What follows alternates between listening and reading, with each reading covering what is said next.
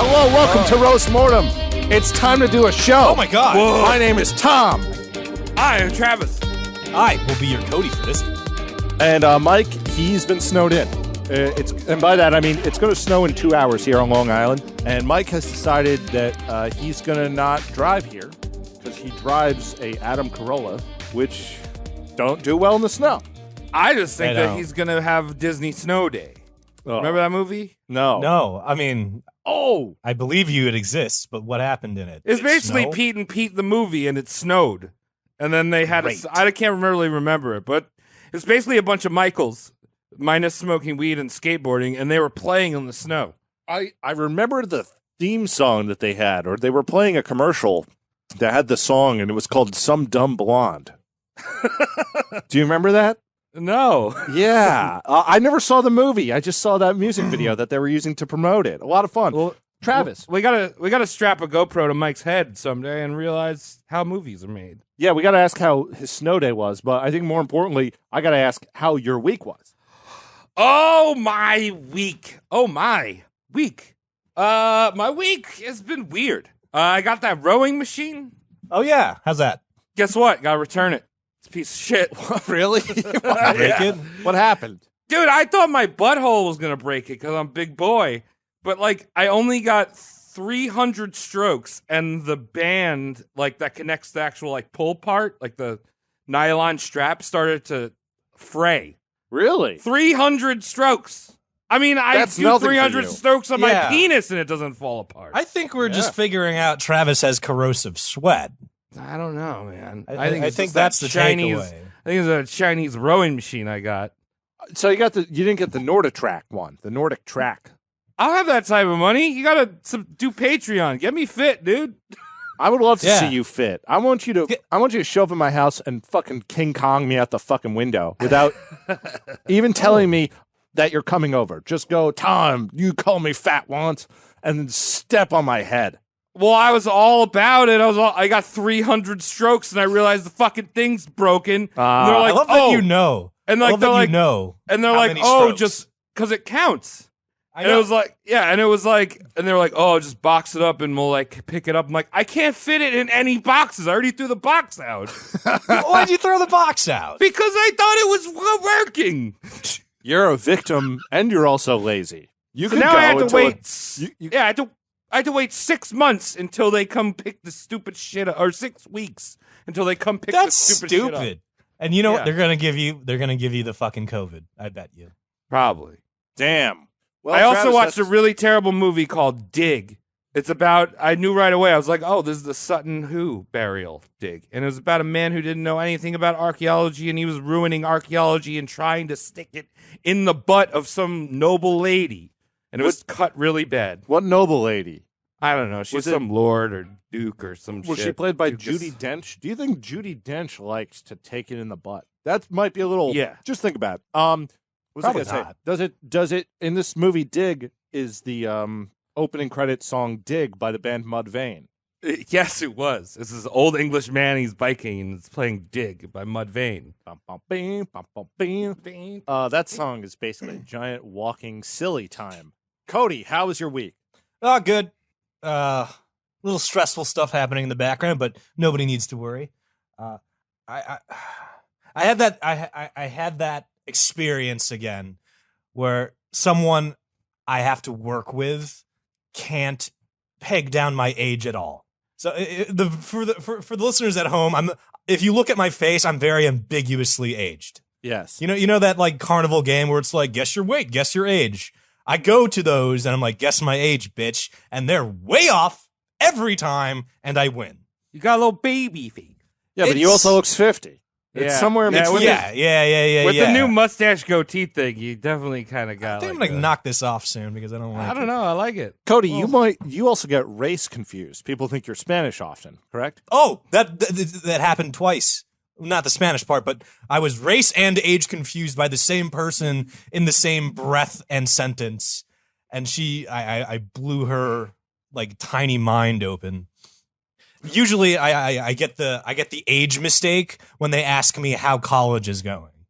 You know, like, Cody, how's college? And I just want to like fucking jump on her chest and be like, bitch, I have not been in a school classroom for fucking a decade now. Cody, that's why you got to have a hacky sack in your pocket and be like, dude, it's great, bro.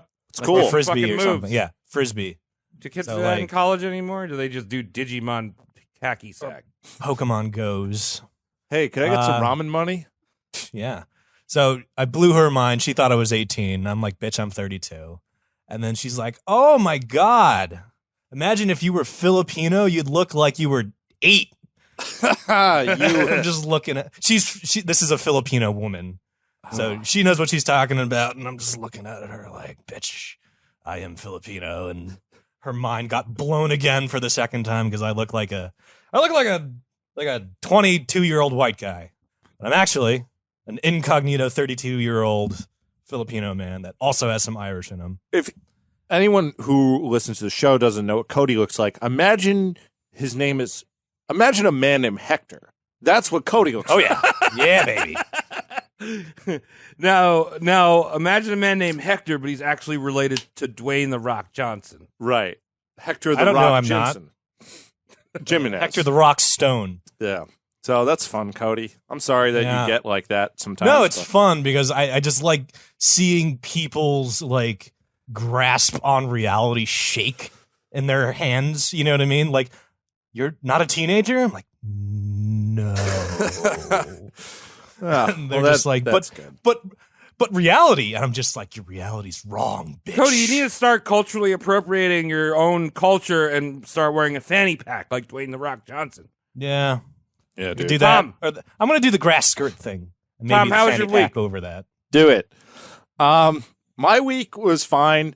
Really nothing to report, but I was thinking of what I would say during this very important segment of the show, which people are hanging on to every word that we say. I am. I thought I would take this opportunity to call out a podcast. Oh. It's not a rivalry or anything like this. I don't know these people. I actually was sent a message on the old Indeed from my times of hunting for a job. Nobody unsubscribes from these things, so they always see the new LinkedIns and things when they're not even looking. I'm not looking for a job, but I decided to click this one because this one said that the podcast called What the Fuck's Up Podcast is looking for... Yeah. Yeah, so I clicked it. I was just like, what's this? They're looking for a audio editing intern. So, of course, I'm not interested, but I click on it anyway. I go, let me see what these people are doing. Job details, part-time, internship, contract. What? Okay, we're having Okay. fun. All right. Number already. of hires for the role, 1, of course. Qualifications, bachelor's, required. Yeah, for an internship. Okay, this gets fun. Full job description. And I'm going to read her whole name because it doesn't matter. Yeah. I'm cozy. The podcast is terrible. I listened to about 30 seconds of it. I want to kill myself after. Okay. Please do not apply to this job unless you have relevant audio engineering experience, preferentially in podcasting. And unfortunately, video editing work does not qualify. Thank you and best of luck out there. I know it's hard right now, asterisk. Oh, Oh, man. This fun wow, that stick- really touches me. Yeah, right? Don't you want this Yeah. job? Don't you want to Dude. get into this job market? But it's tough right now, Tom. Yeah. It is, yeah. It's very tough, especially if you're looking for free work that requires a bachelor's degree. Yeah, and if you do filthy video, you will never understand what audio is all about. Yeah, it's because almost because as a video editor, I only cut silent films. Yeah. 'Cause I'm an audio engineer. It's almost like whoever posted that Indeed track doesn't realize video means visual audio. Oh, Cody, we're just starting Oh. up here, man. So, Oh, hi, no. I'm Caitlin. Hi, I'm Caitlin. That's how it's. Is this you? I'm not going to throw a last name in, but you already know the podcast. Hi, I'm Caitlin, the host of What the Fuck's Up podcast. I'm seeking a skilled, thorough, passionate, and dedicated audio and editing intern. Audio editing currently takes a lot of my time, and I'd love some assistance with it since I learned as I went. Ugh. And while I've become pretty good at it, I'd prefer to mostly stick to the talent portion of this podcast. Oh, artist! You dumb bitch. You and your 2 co-hosts have 0 talent. Get that in your head before you ask for an intern. Oh. Okay. Continuing here. Interns need to be earned, man. Yeah, you need to have... this podcast has 8 episodes, by the way. They started in March, like every other quarantine podcast. and they've had 8 episodes, and they're ready for season 2 to come out. Oh no, 10 episodes. Like Mark my seasons. words. Dude, this is just an intern, so they're going to be shadowing someone that knows what they're doing. Right. Shadowing. Yes, they're here to Shadowing. learn. Not someone who has a bachelor's degree in retardation. Okay. Where was That's that? offensive to retards. Yeah, it is. Yes, it is. Let me just finish reading this, guys. I don't want to take up this whole very important segment with this little this stupid bitch. It's kind of fun, though, right? I might do this every I'm on edge of time. my seat. I like hating. I like hating. It would be great to have someone who I can show my current editing process to, as I am somewhat picky, and they can implement that as well as adding their own touches. I also am currently struggling with the setup, with the person setup. So if someone could coach me through that, that would be amazing. Now, I know I can't read that well, and perhaps the listener of this show might go, Tom, you can't read. Why are you making fun of this poor girl? I don't need to read to know that I'm looking at an idiot I don't need writing to read. something. This is Dude, I horrible. think one of my favorite things is getting coached by interns. Dude, I love it. I need someone to coach me. I need an intern with a bachelor degree. Coach me. It keeps I getting love it. People are just, oh my God. All right, so I'm going to just fly through the rest of this real quick. What the Fuck's Up podcast is a comedic yet deep interview-based podcast about being in your 20s and figuring out what the F is up.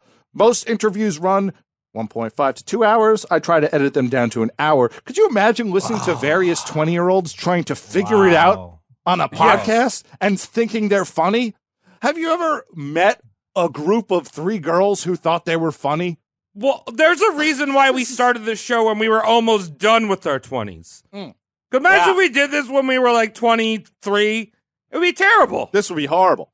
So either way, it's a part-time job. It's contract intern, 0 pay per year. Why is it contracted? I don't know. Supplemental. Well, I think that's what they call a deed when it comes to talking about slaves, which is what something a lot of white people, women are looking for. Supplemental pay, bonus pay, COVID-19 consideration. I am very COVID conscious as I had a best case in October. I don't know what that means. Either way, I'm not going to read the rest of this, but it blew my mind as I was shitting really, really soft chunks. And this made it even better. So this was my week. Your show fucking sucks. Your show's bad.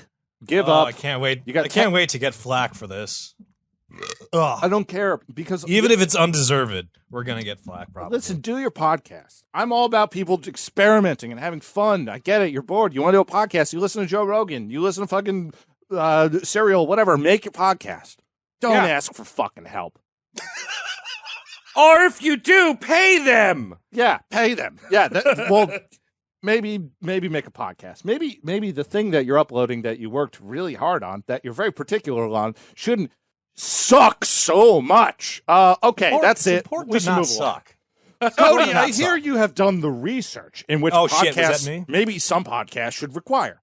Wait, I thought we already did a roast. No, I'm just warming up, Travis. I'm having fun. That's my. All right. Come on, give me a break. Calisthenics. All right, Yeah, I I'm like just this. stretching out. Shout out to Stretch the Caitlin. butt out. Shout out to Caitlin. You're a good sport. You fucking idiot. Cody, you've done the research. Bring it home. Well, let's go. Let's go to the show. Cody, what the fuck's up? Yeah. So Start on our saying that, can mortician we- slab. Guys, Dumbass. don't All right. keep it at bay. Fight it.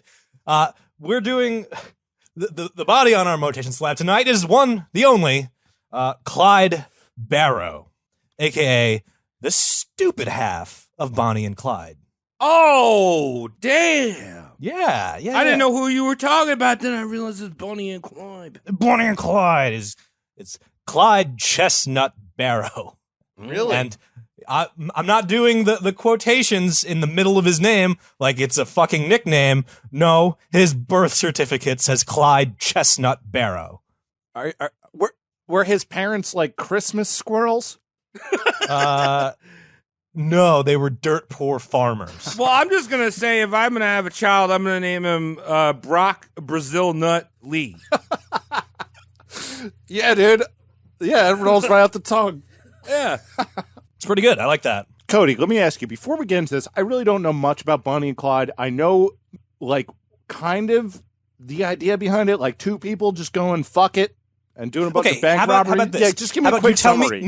How about you tell me what you know so we can bring up Sure. the non-American English listeners? Sure. You know, there's probably some Australian and Brits that are like, who the fuck is Bonnie? Who So the fuck is Clyde? this is mostly a West Coast story, right?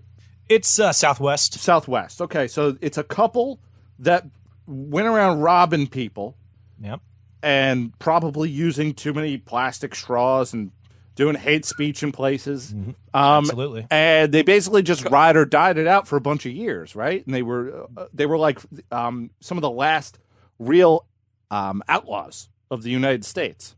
Oh, this is a good old American days of just there's a fucking machine gun in your trunk. Why? Because it's the 30s in America. Why the fuck wouldn't you have a machine gun in your fucking Ford V8? Like, this is where America can actually engineer and make things really well. And some of those things are fucking cars, and the other half of those things are fucking guns. And our fucking boy, Clyde Barrow, is just like, what a time to be alive. And you could be like, dude, in the future we have Bluetooth. And he's like, fuck that. Well-made American cars and guns. Tom, let me catch you up on real quick on what a real renegade is here on the West Coast. Sure, please. You mentioned plastic straws. We're yeah. kind of over that. COVID's happening. Right now, if you call someone homeless, ooh, you're a renegade. They're not homeless. They're houseless. Yeah, Wow. but what about what I gotta ask, what service does a house play? Their home is the streets. They just don't have a house. Right, but that's also your streets that you paid for with your that's your They're house technically too. on your lawn, Yeah, Travis. You could Yeah, be- well, in fact know they what? probably haven't paid for Tom, any of it. home is where the house is. So That's exactly what I was saying. yeah, Cody. So tell me about these houseless people. All right, so let's set Renegades. this. Let's set this shit up. As for the setting, it's the American Southwest and the Midwest during the Great Depression. A lot of dust. Prohibition's going on. A lot of dust, as Tom said. The Dust Bowl fiasco is happening, and we got laughably loose laws regarding gun and car ownership. The guns and cars are American made. They don't fucking suck. They actually work. They work well because this is when America took pride in their shit. And American state police are still figuring things out and dipshits. So what a time to be a criminal. Am I right? Like, Yeah. Mr. Clyde Barrow picked his time to be alive and a criminal. Right, so this is like grapes of wrath shit, which I always got confused with the California raisins. I thought Yeah, I that can they see were like the For you. wrath of the Yeah. blues. I can see that for you. Oh, get them away from me. These criminal raisins coming in here, all purple faced. Hydrated. Well, they just played the blues so well. I don't know. I never liked the California raisins because I don't like raisins. And I was a Or free California. thinker as a child. I didn't want to eat raisins, so I Tommy. didn't want raisins singing at me. Tom eating fucking craisins like a fucking weirdo. Oh. Dude, yes, I was a South Florida craisin fan, a craisinette. We need to put you out of your misery. Kill me. March 24th, 1909, Clyde Chestnut Barrow was born into a family of dirt poor turd farmers in Dallas. Now, another glorious heyday thing is if you're the mayor of a city like Dallas and you have a homeless problem, you have this option you can do that for whatever reason we just stopped doing it altogether for some reason. Cody, stop you. Homeless. Houseless. Embarrassment. Houseless people. There's an option that you can do as a mayor that we just stopped doing for whatever reason. And I think it's a good idea. You go to the slums, you tell all of these houseless. If they're in slums, is it still houseless, Travis? Dude, home is where the heart of Chile is. So you people go to don't the have hearts. slum. You go to the slum and be like, "Hey, we're knocking your slums down, but we're gonna set you up on the other side of the railroad tracks." And you just call yourself insert compass name, insert city. So and that's how West Dallas came about. Oh. Okay. The mayor was just like, "All right, you're all houseless. We're gonna put you in a house over there. And we're gonna knock down your slums and put up a shopping mall. Sound good?" And all of the homeless people are just like, it's not even really complete. It's government housing. I don't know how I feel about this. And the mayor's like, "Yeah, dog, but plumbing though." And all the hobos were like, oh, yeah, give us the plumbing. And that's how, like, fucking East Dallas, or West Dallas, excuse me, is made. Cody, do you know if this was a national thing? Like, is that when in Will Smith's song in West Philadelphia, Born and Raised? This is Dallas, you fucker. I know, but I'm just saying, did that happen everywhere? Where they're like, okay, all the poor people It go seems right like here. it was just a thing. Like, oh, this is New York. What do you want to call that fucking East New York? Just no, let's call it Jersey. What a... Well, there is a East New York, which is really weird, and it's poor. That's what happens. Yeah, you take I don't know. you empty out, you knock down the slums, you put something nice for yourself, and the people that were in the slums, you just give them the new half of the city. Okay, that's fine. I like moving people. Who cares? Whatever. If they don't have a bean to grab anyway, just put them somewhere else. It's fine. But this is what happens now. I just was curious. The violent crime rate in Dallas is... Hold on, let me just skip all this. Blah, blah, blah, blah, blah. Basically, the odd of being a victim in some kind of crime, particularly a property crime in West Dallas, is about double the rest of the United States. So Yeah, it's what happens. yeah. So shout out to that mayor for really concentrating the problem. Yeah. Dallas Saled. You know, Dallas, good for LA. airstrikes. I would watch your step in that city. And it's not just the crime, it's the anal crimes, the poop that is on the sidewalk. Continue. So the Barrow family's like, we'll take a government housing, even though it's not ready yet. It'll be done by the time we get there, right? And the mayor's like, oh yeah, sure, probably.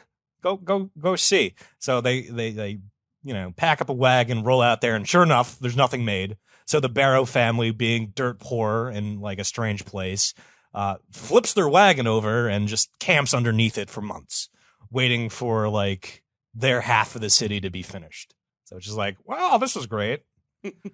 All right. At least they had a cabin. I mean, they had the carriage. They flipped over their wagon and they saved up to buy a tent. So if going to tent life is moving on up for the Barrow family, you know they're poor. You know they're poor as fuck. Yeah. Oh, yeah. All right, so this guy's, it's a hard knock life, as Ludacris said. It's really a was that shame. Ludacris song? It's really a shame. You know, it's a great way to make criminals by just not giving people anything. It really kind of works. What have we been doing for the last, 11 months here in the States? Oh, we've been taking away everything. A lot of fun. We'll be seeing some interesting events in the near future. History repeats itself. Is that a guillotine? At the age of 16, Clyde quit schooling altogether. And at the tender age of 17, he has his first log into his rap sheet. Grand Theft Auto. I guess start big if you're going to be a criminal. 17 years old, Grand Theft Auto. He's fucking stealing cars. Wait, what year is this? Sorry, I'm lost. He's 17 in 1909 and is 1926. Yo, so he sold a 1926 car, though? Yes. They had, mad levers and cranks and shit. Here's the thing the thing why Clyde is so good at cars, or car thieving, rather, is the electric stutters introduced. And the early versions of that are so fucking laughably easy to hotwire. Like, you don't even need a key for, the first generations of electric cars. Oh, so you just rub your feet on some carpet and, touch the key thing? It's you static shock the fucking ignition lock, and it starts right up. And Claude's like, well, guess I'm a car thief for the rest of my life now, because this is easy as shit. People also, you know how, when we grew up, you'd be able to just do anything, ride a bike down the street, and now kids can't do that. But then our parents would tell us how they would just walk everywhere all the time, and everything was on. There was nothing off bounds at all. They could just do when shit. When I was in the 4th grade, I started a cockfighting ring. Right. So I know for a fact that at this point in history, up until the 40s, when it came to having a car, people just left their keys in the ignition. All the time. That was the sense of community they had. They were just oh yeah, you just turn that thing. I remember my dad doing that growing up. He'd walk into a store or something. Yeah. And he'd just leave the keys in, and I was a baby or some shit. And it's dude, some dude could just come up and steal, kick me out of the car or take me. Or free Travis. Yeah. Free Travis. I don't know. You might I pull don't know. out, I always turn like my a fucking car cartoon, pull out of the fucking driveway, I'm out of here. Pulls out of the Burger King, comes back through, drops you off because you've been crying too much and trying to eat his shit. Yeah, back when I was in New York, there was this one 7-Eleven, and this guy in a Maserati would pull up, and he'd leave his car on because he's like, he's got a Maserati, dude. I got to burn through fuel. And he'd sit at the counter and he'd just do scratch offs for an hour. That's with how his you know car he's running, rich. outside. Dude, how's he going to pay for his next Maserati? He's got to get With scratch not offs. scratchers? Yep.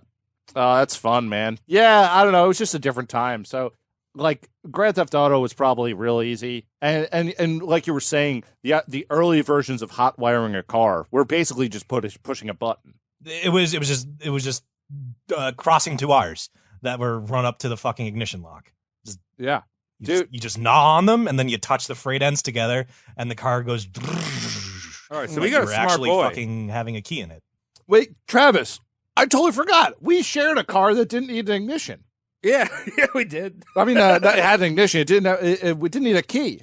Yeah, you didn't need a key. Yeah, the white Volkswagen Golf that you bought, the '92, someone had installed an ignition button on it. Yeah, So you could That's just cool. start it with a button. yeah. That was You didn't need a hilarious. key, dude. Yeah, that was a lot Love of that, fun. actually. That was fun to start a car like that. You walk it. Now you now pick up it's your friend standard. and you go and you say, "Oops, I dropped my keys. Can you get them for me?" And you start the car and you say, "I'm a ghost man."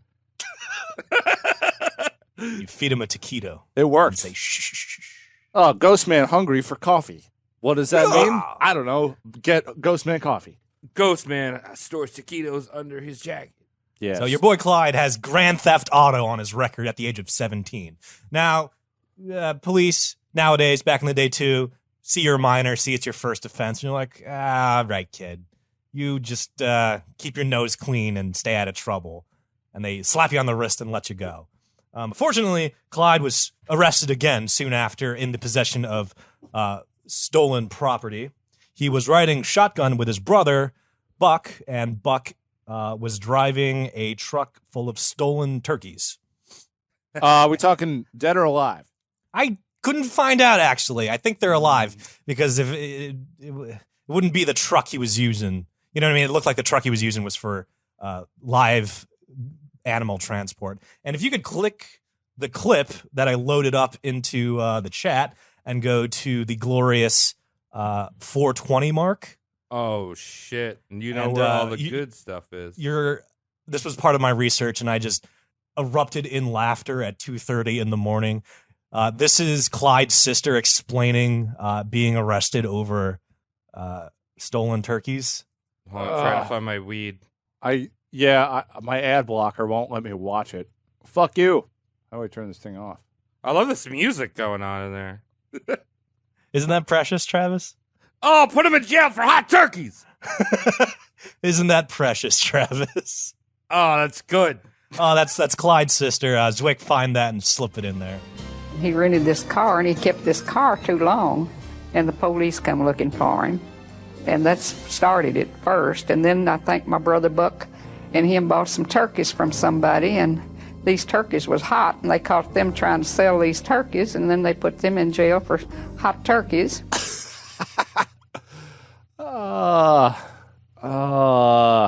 That is fun. So you saw this Yes, I saw that turkey, that hot turkey. chinless sister turkey. of so that's the very, for the people who can't see that clip, that's the very turkey-necked chinless sister of Clyde Barrow just explaining what she heard, and it's like her two brothers got put in jail for handling hot turkeys.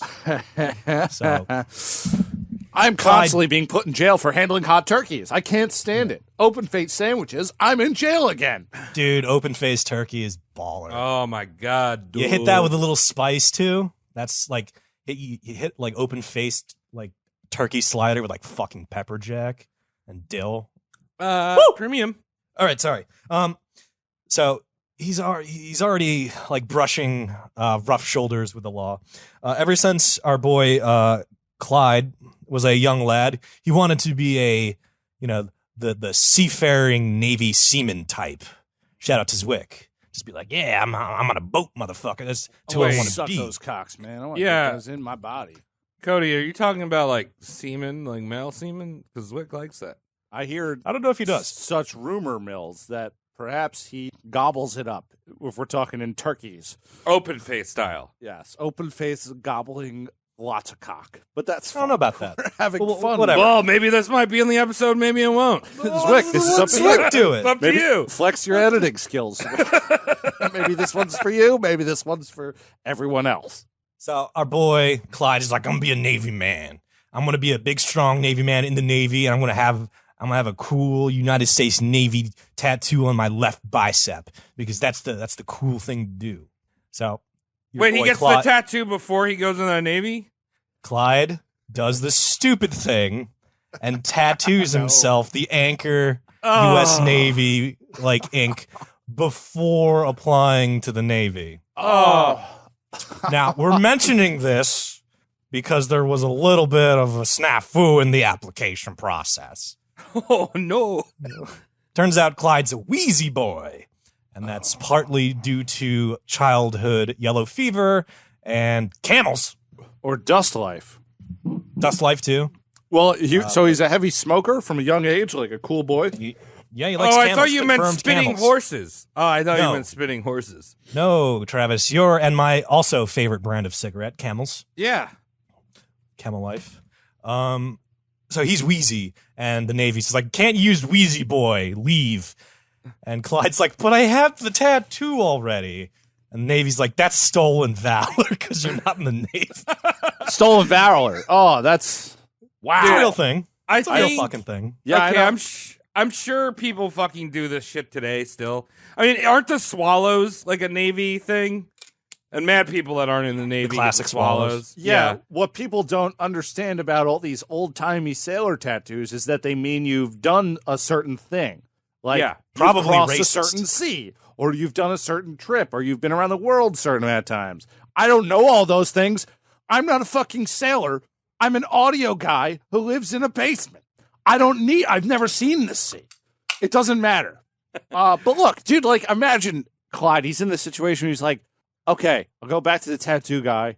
I got an idea, tattoo guy. Just cover it up like this. Throw a line here. Put some googly eyes there. What was an anchor? Now it's Clippy.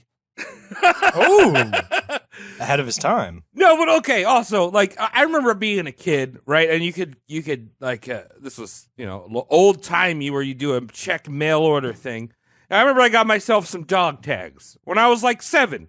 Yeah, I did that right? too. Like, okay, get some dog tags. I was in the Boy Scouts. Yeah. It's like, that's cool. But then you see people in your 20s or in your 30s, and they're wearing dog tags to the bar, and they weren't in the military. Fuck you. Like, that's Well, stupid.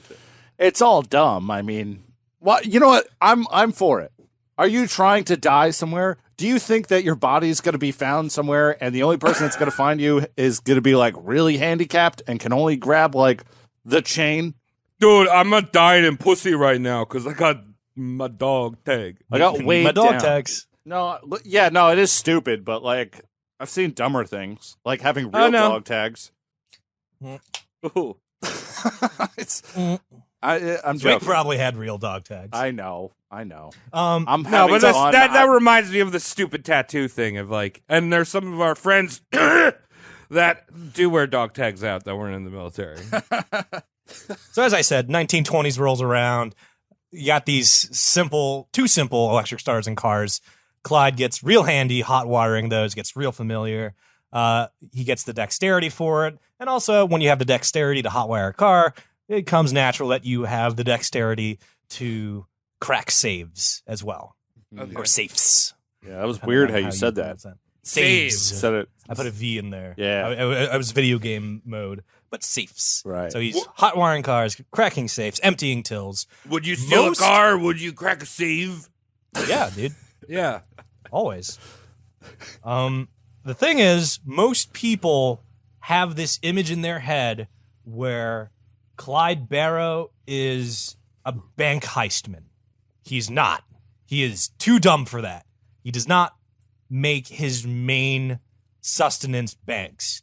He holds up gas station and convenience stores because they're lesser security and, typically run by mom and pop types. Well, Right. a bank is not going to have CBD. Gas station No. will. Nope. I wish we had Mike on this show, but he's Snowden. He's Edward Snowden tonight. Right. Yeah, he is. His lips are sealed, apparently, which is kind of the opposite of Yeah. Let's go. This is fun. So January 1930 rolls through. Clyde decides it's a good time to visit a friend of mine. She's having a rough few weeks. She just broke her arm. So I'm going to go say hi to her. And he goes to visit his friend. And before he can say hi to his friend, Clyde notices there's this fucking vixen of a bombshell making hot chocolate in the kitchen, all sassy like. Right. And he's like, oh shit, who's this tall fucking drink of water? And surprise, surprise, it's none other than Bonnie Elizabeth Parker, the second half of the Bonnie and Clyde duo. So she's just all sexy making hot chocolate in the kitchen. Because Bonnie doesn't really have too much of an eventful life before she meets Clyde. She's married once. She wants a divorce, but her husband gets himself locked up in jail so often that she can't get divorced, but she may as well be divorced already because that's how out of the picture he is. Yeah, that's great. You know, and then she's she just works having as fun. a waitress. Yeah, well, she's trying to have fun. Husband is abusive and jailbird, so he's out of the picture. Bonnie actually dies wearing her wedding ring from this marriage, not Clyde's relationship, which is kind of interesting. That's fun. And she makes a mean hot chocolate. She does. Do you think she twerked while she made her hot chocolate? Because I mean, she has to catch this guy's attention. And She's I not imagine, trying to. She's not trying to catch anyone's I attention. just imagine that this guy has a very short attention span. He's stealing turkeys. All right, let's be honest. The guy sees her making hot chocolate. Right. Oh, what's wrong with that? He's a man, is he not? He's a manlet. She could be cooking a live dog, and if she's hot, attention. You know, that's how it be. Yeah. That's how it do. Attention. That's very yeah. true. Yeah. So to finish off Bonnie's story, previously married, works in small town Dallas as a waitress. She complains to one of her diner regulars. I want you to remember this name, Ted Hinton. She complains to this regular, he's a postal worker, that the world is too small. And then she would just do this day in and day out. Ted being a regular, he'd walk in, he's like, oh, apple pie, please. And then she would serve him and just be like, Ted, isn't it a pain in the bitch how small the world is? And Ted be like, yes, ma'am. And Ted would eat his fucking, order. Okay. But I want everyone to remember the name Ted Hinton, right? Okay, the only thing that I'm going to say, though, is we're not really roasting her, but I'm just saying, how basic of a fucking thing can you say? The world is so small. Like, no, the world's big. I've been trying to go back to the East and see people I can't do it because it's too big. Good point. Yeah, you've been shutting your COVID hole like everyone else. Well, yeah, there's more happening nowadays, I feel. But she was like, it's so slow, the world's so small, fuck this. I don't know. Why should she go to China? They probably could learn about things in China. Travis, I don't think that's really the point of what Cody's getting at here. I'm just She did imagining. not go to China. No. She went to her. No, I'm just saying. I'm imagining she's putting in lobster font, "The world is too small" in her bathroom. Okay. Okay, fine. Okay. You know? So here's Live, the laugh, rundown so love. far of this episode. Travis gets mad because Dummy says something that's not true. Yes, Okay. that's the rundown of most episodes. That's true. No, we're having a all good on the time. same page. We're gonna Yeah, keep yeah. going now. Okay. So she's making money as a waitress. She gets let go from that.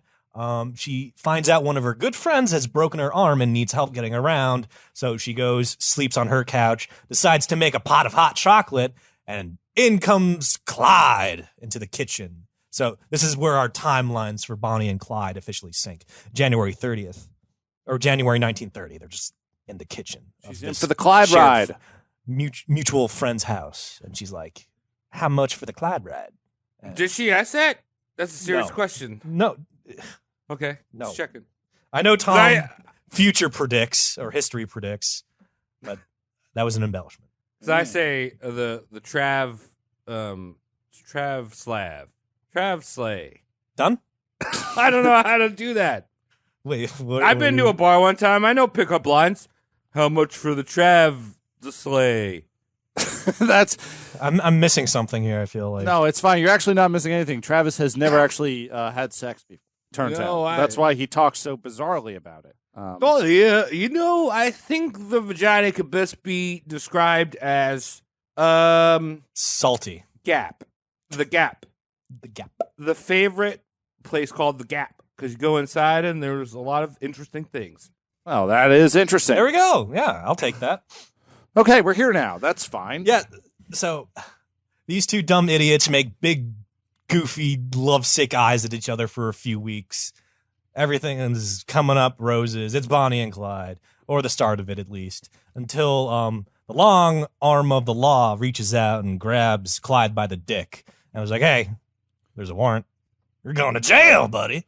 And they fire Clyde to jail, even though he's, a few weeks into this budding romance. Oh, but that's fine because she could get DP'd by 2 jailmen. No, she's actually the loyal chick that smuggles a handgun in for Clyde so he can shoot his way out. Yes. That's a good girlfriend. Yeah. Wow. Clyde. I feel like nowadays the equivalent would be smuggling in a flashlight for your boyfriend. Yeah. Or perhaps, you know what? I don't know. What can you even sneak in at this point? You want to get in the ramen packets. Right. Those are currency.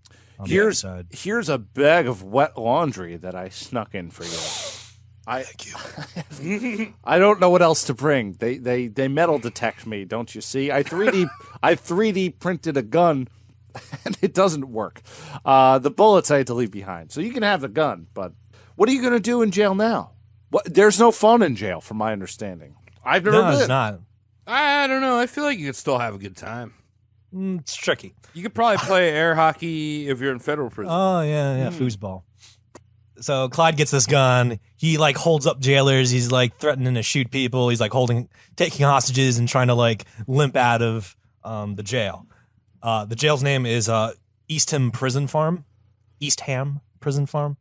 Prison Farm. Prison Farm forced labor joint, Travis. So you gotta suck eggs out of the chicken's ass every day. So this is one of those sustainable world places where they're like, hey, guess what? We're a prison, but on the roof we got a farm. I don't think it was on the roof. And then there's solar panels that we divert the electricity downstairs into the chair. Yeah, to light them up. Ding. That's my favorite episode of Andy Dufresne. Yeah, it's. You guys ever seen Andy Dufresne on ice? That shit's tight. Slaps. Yeah. Just 100% emoji and the fire emoji. Yeah, it's instead of Morgan Freeman, it's Piers Morgan, who's skating around. Good. Talking about, and his name is Red Guy. Yeah, they had to do slight variations because it's not. Yeah, it's a lot of copyright infringement. We could do something like this on the side. Let's keep talking. So Clyde has his gun in jail. He kind of squanders it. He doesn't make it too far. He gets thrown back in jail. Now, something that isn't mentioned in your what do you want to call it? Dining table trivia sharing is Clyde took it up the ass hard in fucking prison. Oh. Like, Not a lot of people talk about that, but your boy Clyde was the victim of a good old butt raping. Okay. In, the big house. Let me ask, is this progressive? Is he a victim or is it both? He's a victim. He hates being butt raped. He's like, I hate this. Okay. I think he said that. Yeah, but Cody, come on, be the sensitive. You can't say that he didn't want it because somebody wanted it. And therefore, Clyde. that's Clyde not didn't a crime. It actually doesn't work like that. You know, No. Yeah, I don't Trav. Nah, man. I think, Tom, you might be homophobic. Me? Yeah. Look, something about what you just said is wrong. I can't put my finger on it. It's weird. Look, the guy just wanted to twerk his butthole, which I think is a new style of dancing. You need to loosen your butthole enough to twerk Charleston.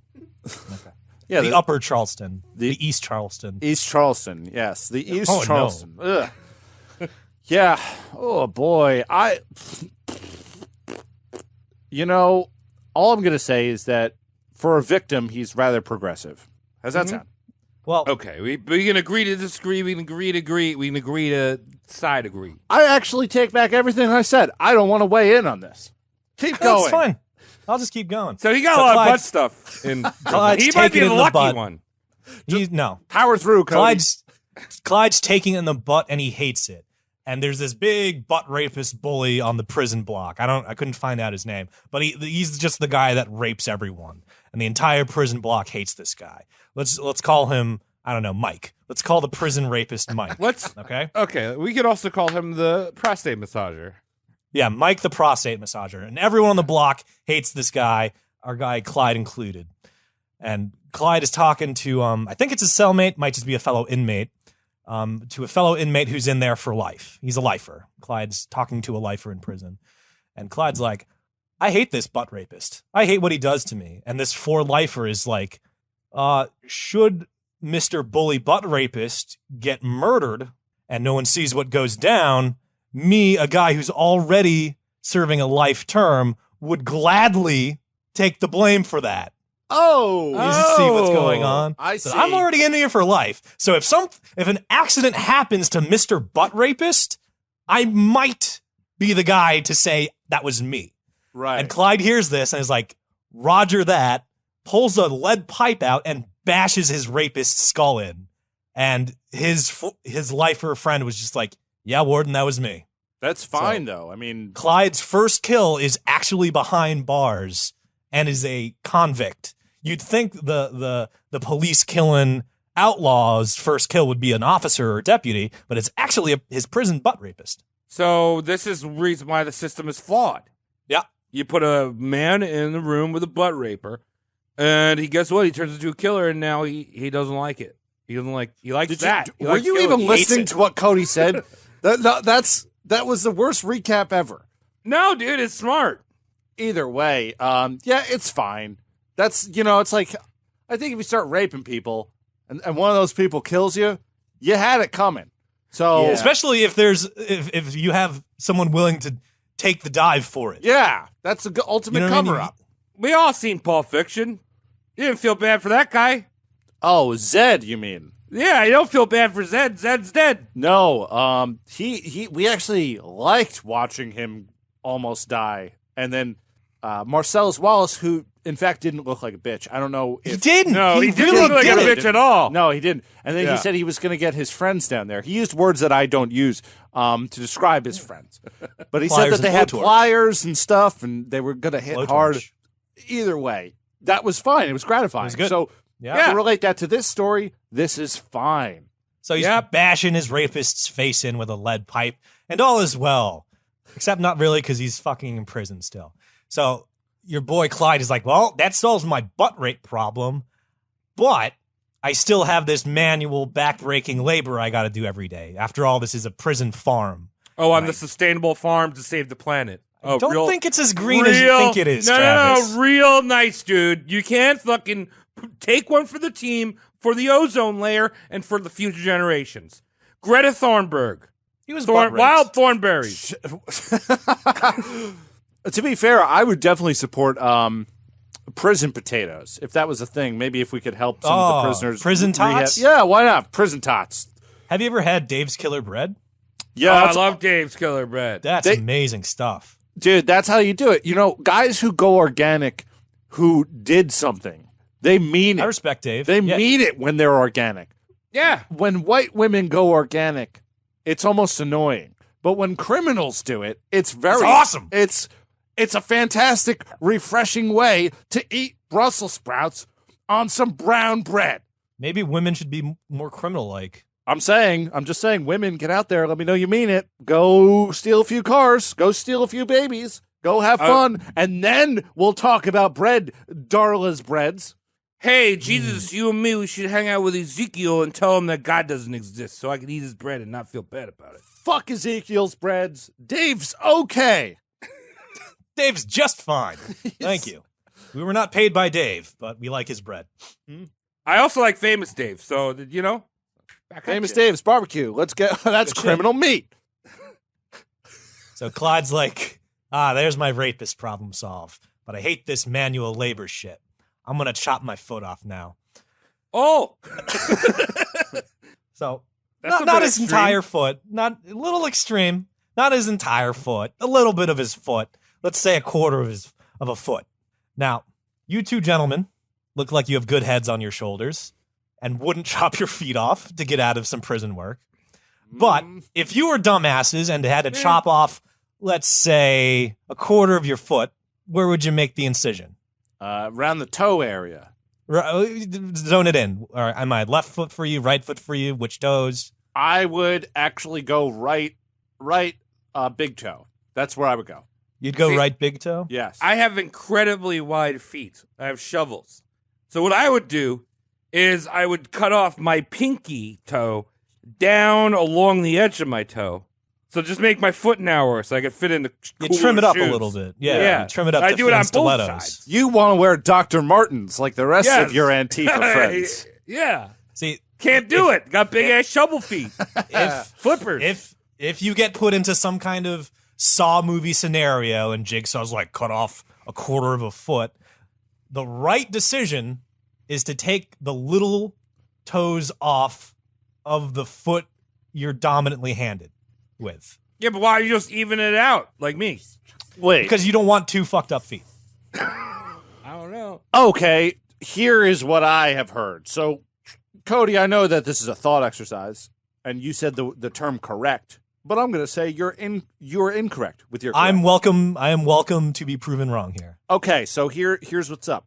Balancing has heavily to do with the most outer part of your foot, and your pinky toe is more affected by that. No, so that's I why think it's your big toes. No. I No, looked you're- into this too, but okay. No, it's your. All right, so maybe okay. Here's the argument. It's a disagreement. Let's Go not. Yeah, exactly. We won't debate it all the way through, but yeah, taking out the inside actually is easier to get used to than having no pinky toe. I'm just going to go ahead and say there's a cord on the back of your foot. Just snap that with a garden pliers on both of them. You're a sick not man. that clever. You're He's actually. not that You clever. should go to Clyde. jail for Those are important. Those are least important things for feet. violence. They're called like Ajax's rope. Okay. Just stop. Travis, shut up. Tom, the thing I read was if your feet have different lengths, you suddenly lose the ability to sprint because of the weird asymmetry. If you take off your pinky toes, your foot is just as long. Both of your feet are the same length. But if you take off your big toe, suddenly one of your foot's like, 12 inches and the other foot is like 10. That So, makes like- a lot of sense too. I think And- I think I'm just looking at a balancing thing. Yeah.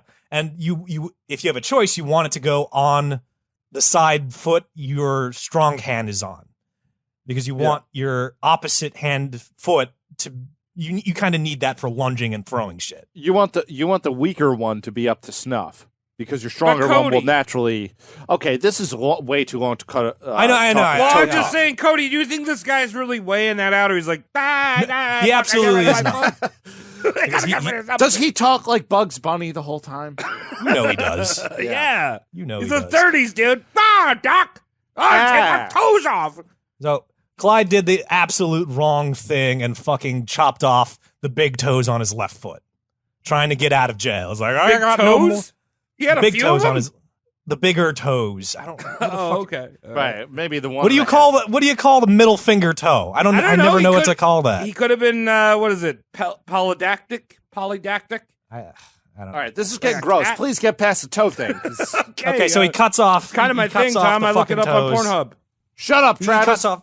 He cuts off his toes. He's like, this will get me off of work, and he uses a fucking axe to lose some of his goddamn toes. It's the stupidest toes he could have chose to lose, but whatever. 6 days later, Clyde, with the help of crutches, limps out of the prison and is released to his mother. Clyde is grinning ear to ear, like, ha ha! It worked, bitches! Nailed it! Going home! How funny would it have been for him to go 6 days in prison hospital and they give him some crutches and they go, now keep getting those carrots out of the ground. You Almost idiot. as silly that's almost as silly as what actually happened. What here. actually happened is Clyde's mother successfully petitioned his release and pardon. And he got out of jail for nothing to do with the toe amputation. Wait, mommy got him out of jail? His mom is working around the clock, getting a petition signature, filling up for a pardon. She gets it. At the same time, Clyde about loses his fucking toes. So Clyde's like, I did it! All you gotta do is chop off your toes to get out of prison. And all the guards are like, no, your mother filled out the right paperwork to pardon you. I don't think that works anymore. It doesn't work anymore. There's a lot of things in this episode you're gonna look at and be like, we don't, I don't do think that shit mommy. like that. I don't think mommy's saying like, I miss cooking my son Chef Boyardee. Well, she's going around. She's going through the community, proving the community would rather have him out of prison than in prison. These are different times. These are way different times. We don't have this anymore, where you can go, "Hey, Warren, let my son out. Maybe he was an asshole, but also, who cares? We are dirt. Like, there's dirt inside the prison and dirt outside. Let him be on outside dirt, and it's fine." Yeah. So, according to a biographer of our boy Clyde. Direct quote, Barrow's goal in life was not to gain fame or fortune for robbing banks, but to seek revenge against the Texas prison system for the abuses that he suffered while serving time.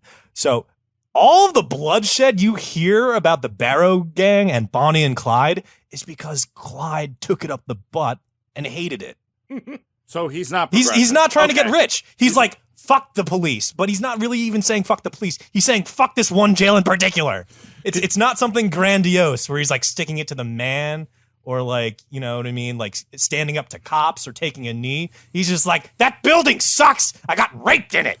Well, what about maybe there's a unsurmountable amount of shame. Maybe he's just ashamed about how much he liked it. Yeah, I agree with that, he was so ashamed. I totally hate the police and the rapers. Blink, blink. Right. He hated it so Bonnie, much. oh, dude, Bonnie, hang out with me. Bonnie, like, we totally banged, dude. She's got some nice tits. You see them? All right. So Clyde's out of prison, and he limps back to Bonnie for two reasons, the butt and the foot. And he's like, Bonnie, start making a stockpile of guns and money. We're fucking up this goddamn prison when I'm feeling better. So that's what that's what she does. She like she tries to like rob a hardware store for firearms. Yes, back in the day, hardware stores sold firearms. Yeah, as they should today. Yeah. Yes. She tries stealing some guns from a hardware store. She botches it, serves a few months in prison. She gets off light because she's a lady.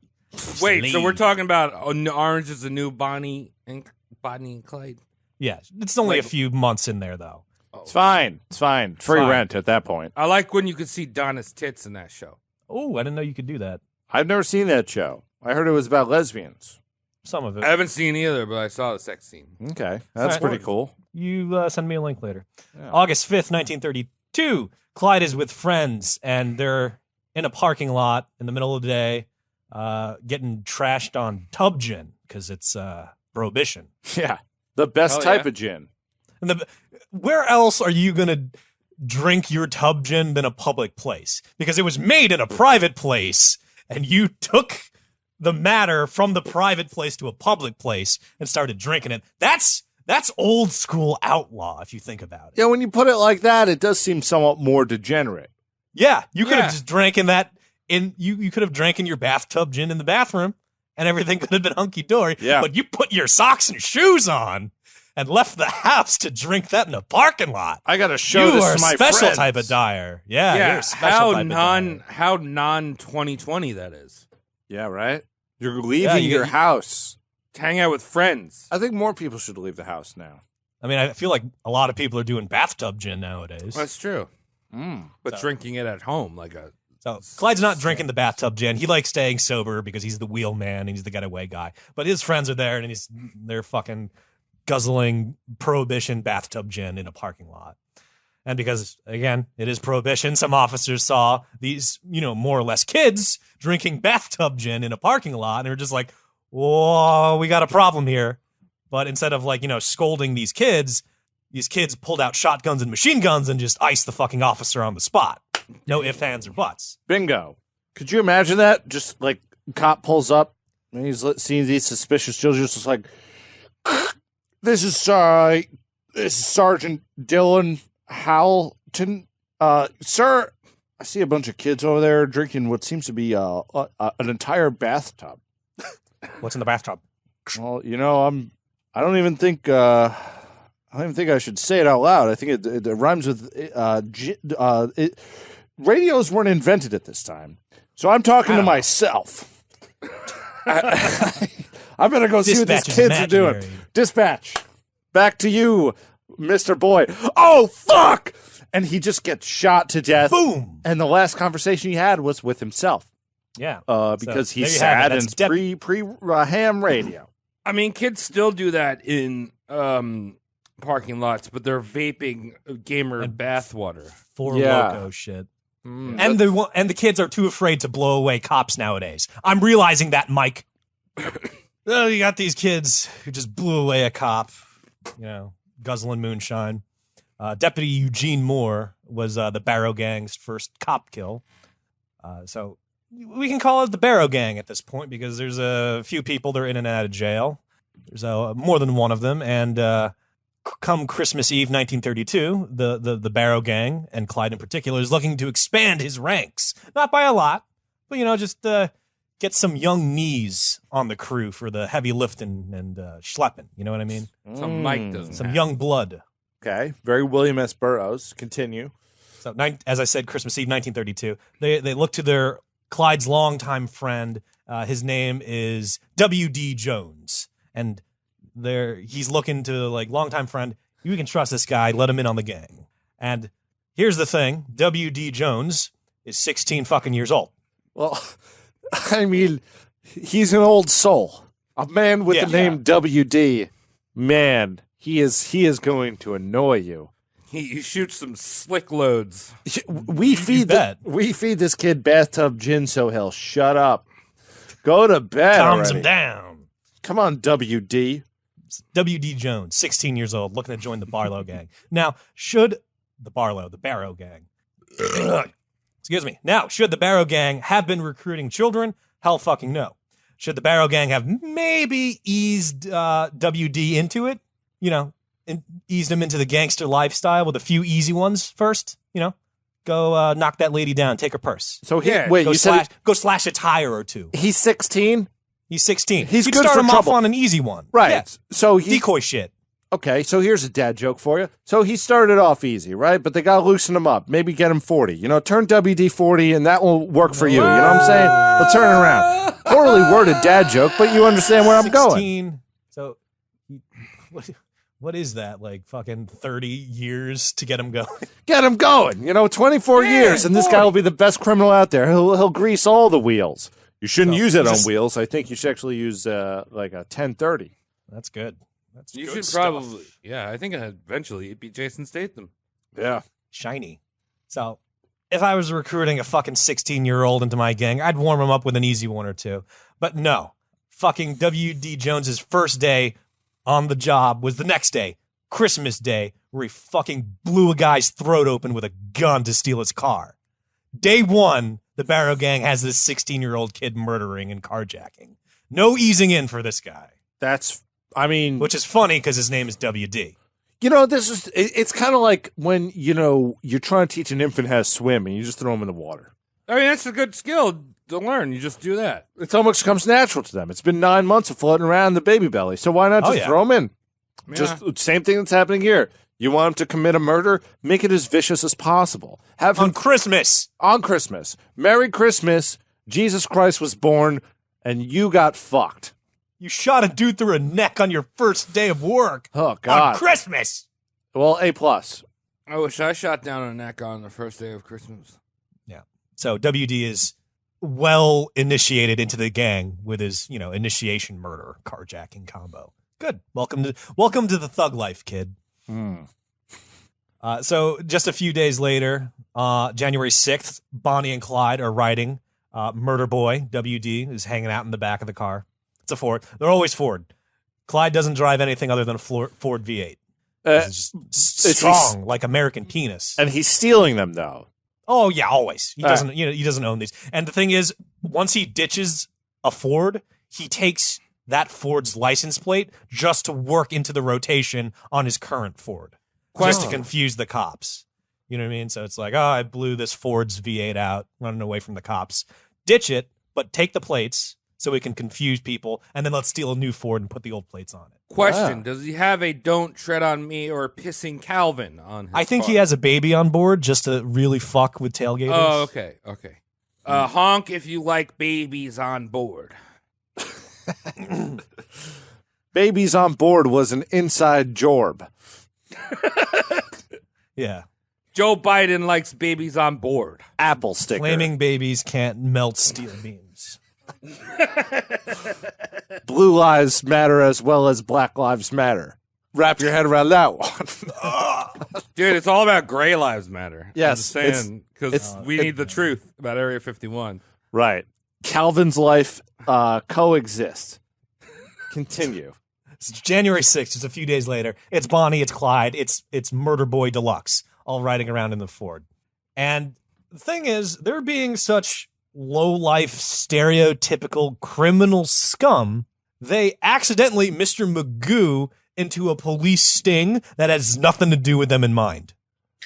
Oh, Like, shit. these cops are, like, trying to find bootleggers. They set up a sting, and these Bonnie and Clyde and Murder Boy are just so stereotypically villainous, they accidentally get caught in that trap. That was never for them. So I want you to imagine you think you have a rat problem, and you set up a mouse trap in your kitchen at night, and you bait it with cheese.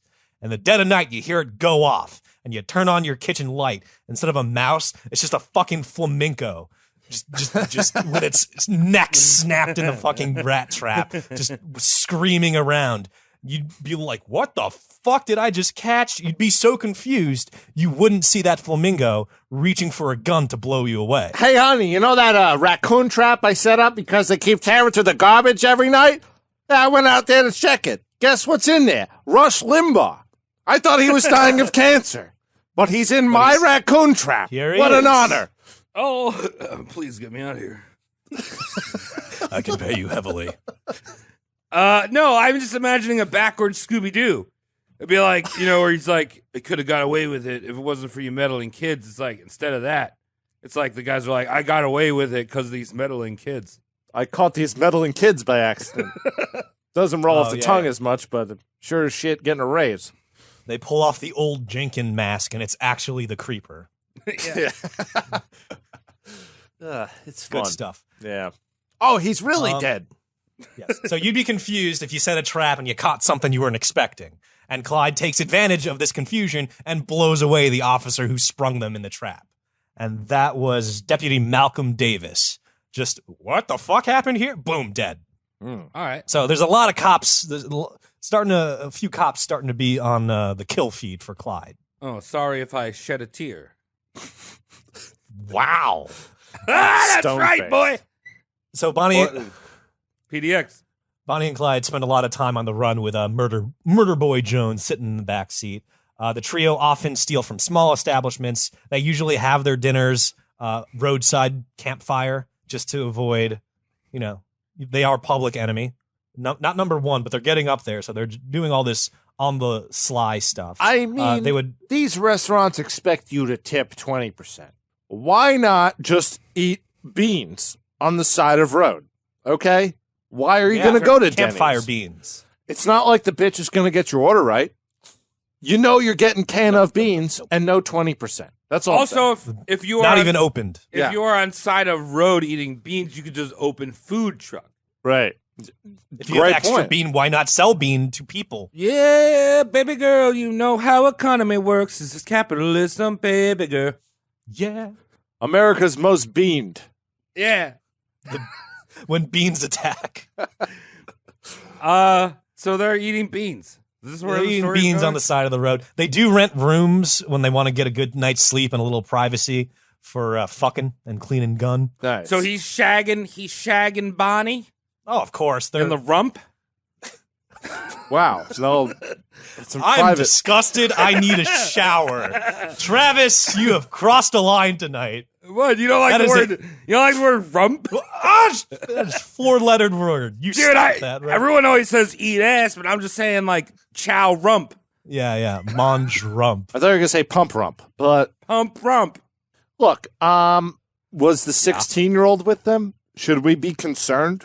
Are they? WD's Did they WD's groom like him? Left outs. No. Ooh. WD. WD's just murder boy Okay, extraordinaire. I was Just gonna think of say him like maybe that. they groomed him to have some fun. No. And it's just like, well, of course, He That They kid's tell, like a they tell him to zombie. go they tell him to go get an ice cream cone and then fuck real quick while he's out. oh, that's Okay. fine. Okay.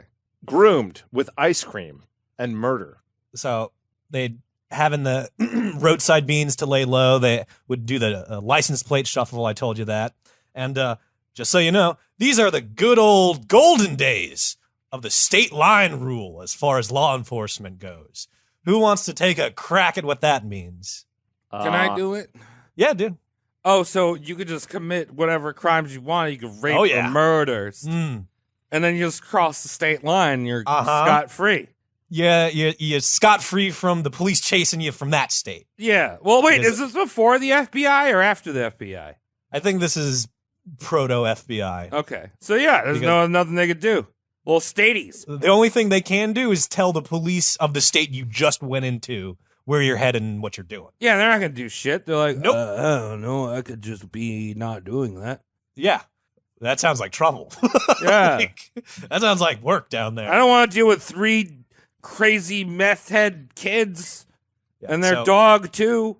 If you do a big illegal in Texas and then just cross over to Oklahoma, the Texas police can't do anything anymore. That's the state line rule, and it's a golden heyday for criminals because just stay next to the state lines, and you can literally you can just cross the state line and then just like flip off the cops and just like pull your fucking dong out.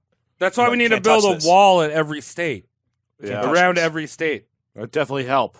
Gross. At least Rhode Island doesn't have to pay that much. Small wall, Paul Ball. We just let him. He'll eventually get to a sentient thought if we let him go. Dude, my sentient thoughts are good. But Cody, you should keep telling me about your sentient thoughts. 1933, Clyde's dumb turkey-thieving brothers finally out of jail. Buck, you remember him? Yeah. Hot Turkey's guy. Hot Turkey. Buck is welcomed into the Barrow Gang. No murder initiation necessary. You know, Jones is there like, what the fuck? I had to kill a guy on Christmas. So the gang numbers increase. They have a hideout in Joplin, Missouri, and frequently it's a house in a neighborhood, not great for a hideout, but frequently long drunken-ass poker games can be heard inside this house. The Barrow Gang would split and finish off an entire case of beer every day. What alcoholics? What's a case? Yeah. Like 28, 32. We used to do that on the regular for our show Yeah. one night. Yeah, and how many strong was our show? 3. How many strong is the Barrow Gang? It's like 5 or 6. And that's in a week. That's in a day. They can. Oh, in a day. Like Okay. these 5 or 6 criminals can go through 28 beers in a day. And this is the thing that gets the cops called on them. And here's our podcast that goes through, like, each of us has like a case.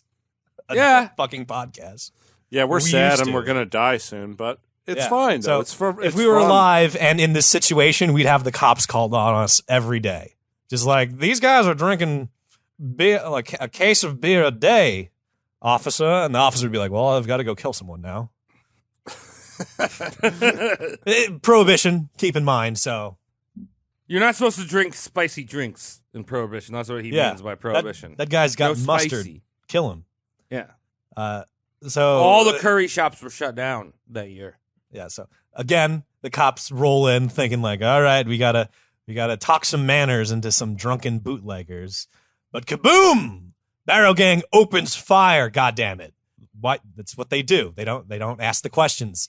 They just fucking hold the trigger down until voice of cops 1 and 2 stop.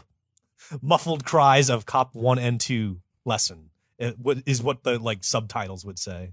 So Clyde's firing. They're all firing. Clyde's toting a goddamn Browning assault rifle, by the way. This is a big old fucking gun used in like World Wars. Yeah, how do they get these high firepower guns? Very high firepower. I'll tell you that in a second. Very high firepower. The Browning automatic rifle.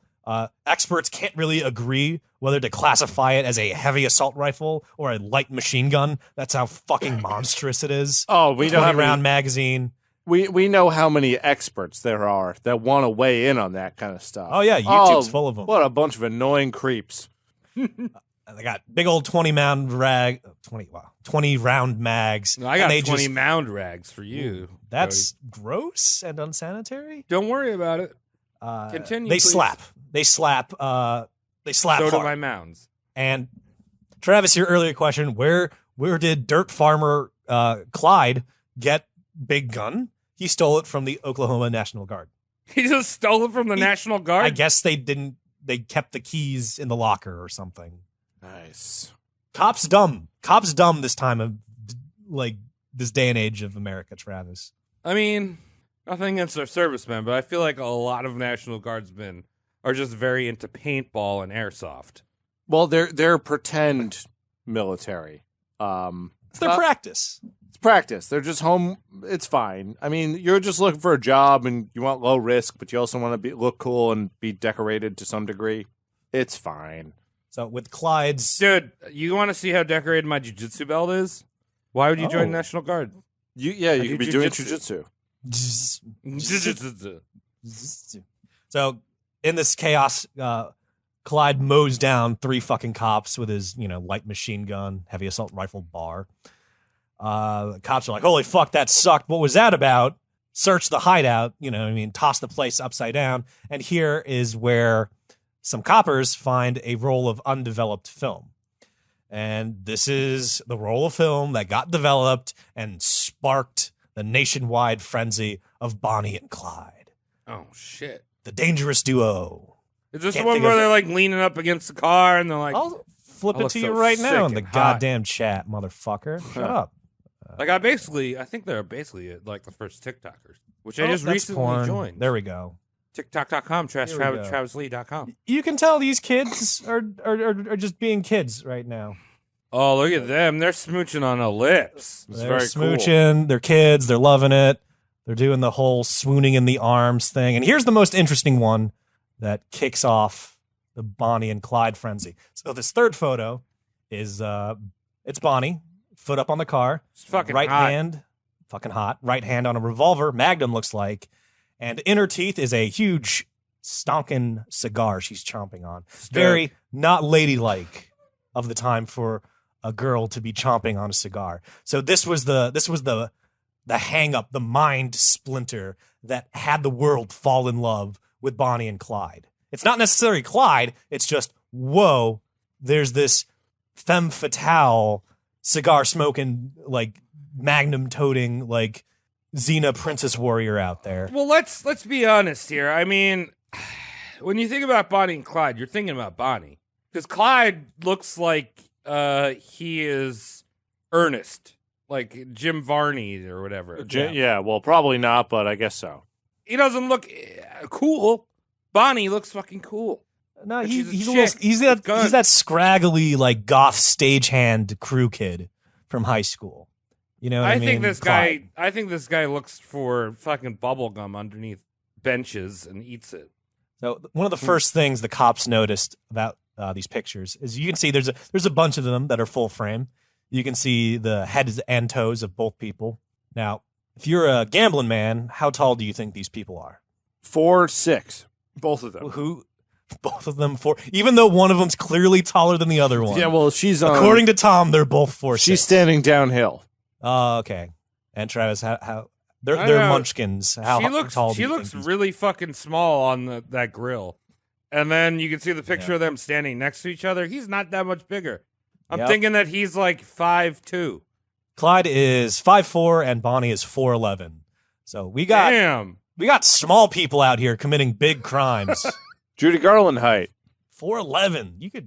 You could smuggle that in an overhead storage compartment. Yeah, right? Mm-hmm. That's like Oreo Slims, which I don't think are as good as regular Oreos. They're fucking slim, dude. Yeah. It's just less. Yeah. Most of these pictures are just them posing, you know what I mean? Like, there's a cheeky one where Bonnie is reenacting how she relieved an officer of his service weapon. You know what I mean? She's doing it to Clyde, holding a shotgun and, stripping the revolver from the holster. And they're posed. Bonnie doesn't even like cigars. We know her smokable of choice are Camel cigarettes at this point. Right. So she's posing, but people don't realize this and launch this fucking fascination with this murderous couple who blows away cops without warning. Yeah. So it's really just a misinterpretation of a discarded film like role. And the mania of Bonnie and Clyde is born and everyone loves it. Can we take a little break? Yep, sure. After Clyde had become a full-fledged killer and gone in for big-time crime, he met Bonnie Parker, waitress and wife of a convict. What attracted this strange pair to each other will never be known. After a series of murders and bank jobs, Bonnie and Clyde were boldly keeping a rendezvous with some of their henchmen near Grapevine, Texas. While they waited, they drank whiskey, made love to each other, and practiced their marksmanship by shooting at birds. On episode 3 of Jack. Working Jack! Working Jack. Wayne is the future. Cyber connections.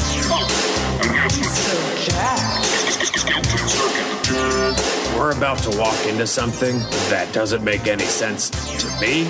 Yeah. And it's sure as hell not going to make any sense to you. It looks like that was an old, what is Orange Julius? The good thing about being a hero is heroes get whatever they want. It looks like 4 or 5 police helicopters have passed the van and are heading towards the Bay Bridge. What is that smell? I think that's a little gasoline, a little gunpowder, a little bit of blood, probably. Oh, there's only one way in and out of this place, pal. And you are not allowed to use it. You don't do the hiring on Treasure Town. We do the hiring. You do all of the hiring on Treasure Town? All of it? Turn him over, and you can walk away a rich man. Mm-hmm. And the alternative is... The alternative is none of you survive this.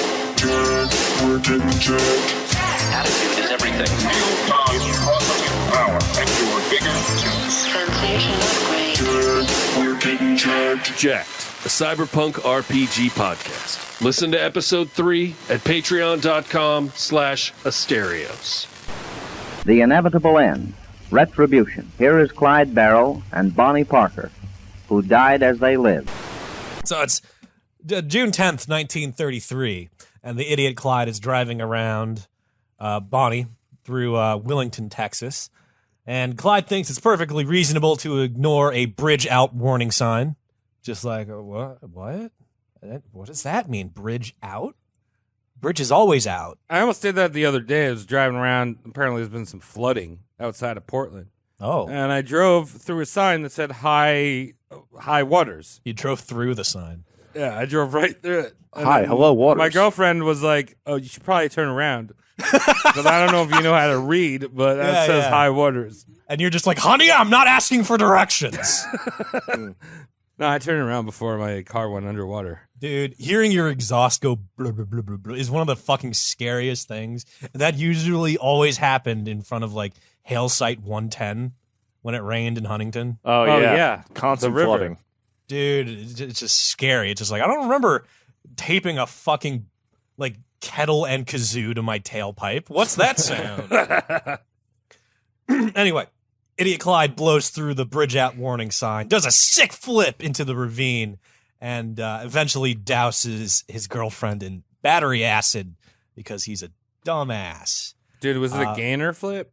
It was a gainer. Nice. Bonnie's left leg got soaked in battery acid to the point where people were saying all the hide was gone. It was definitely visible in bone was definitely visible in more than one location, and the tendon damage involuntarily pulled the leg up in a curl. So like Bonnie had to like flamingo for the rest of her life because she got splashed with this like battery acid. Clyde had to carry her, or she'd have to like hop around. That's not a good criminal anymore. No. So here we go. Clyde gimped himself with that stupid axe and his girlfriend with battery acid because he's a dumbass. Yeah. So they're both limping around at this point. Both tiny limpers. Yeah. I feel worse for Bonnie because that's a lot of battery acid that it ate your leg skin off, but whatever. Yeah, I mean, I can eat skin off a turkey like really quick, but I don't think I can eat it that fast. I'm going to call you battery acid. Yeah. Battery acid Let's reflux. talk about very good. Let's talk about the Red Crowned Tourist Resort. This is a swanky joint you can rent if you want to clean your gun or you want to fuck. Clyde did just that. He rented the place out. He paid with coins, which don't have serial numbers. Like So, Bitcoins? Clever.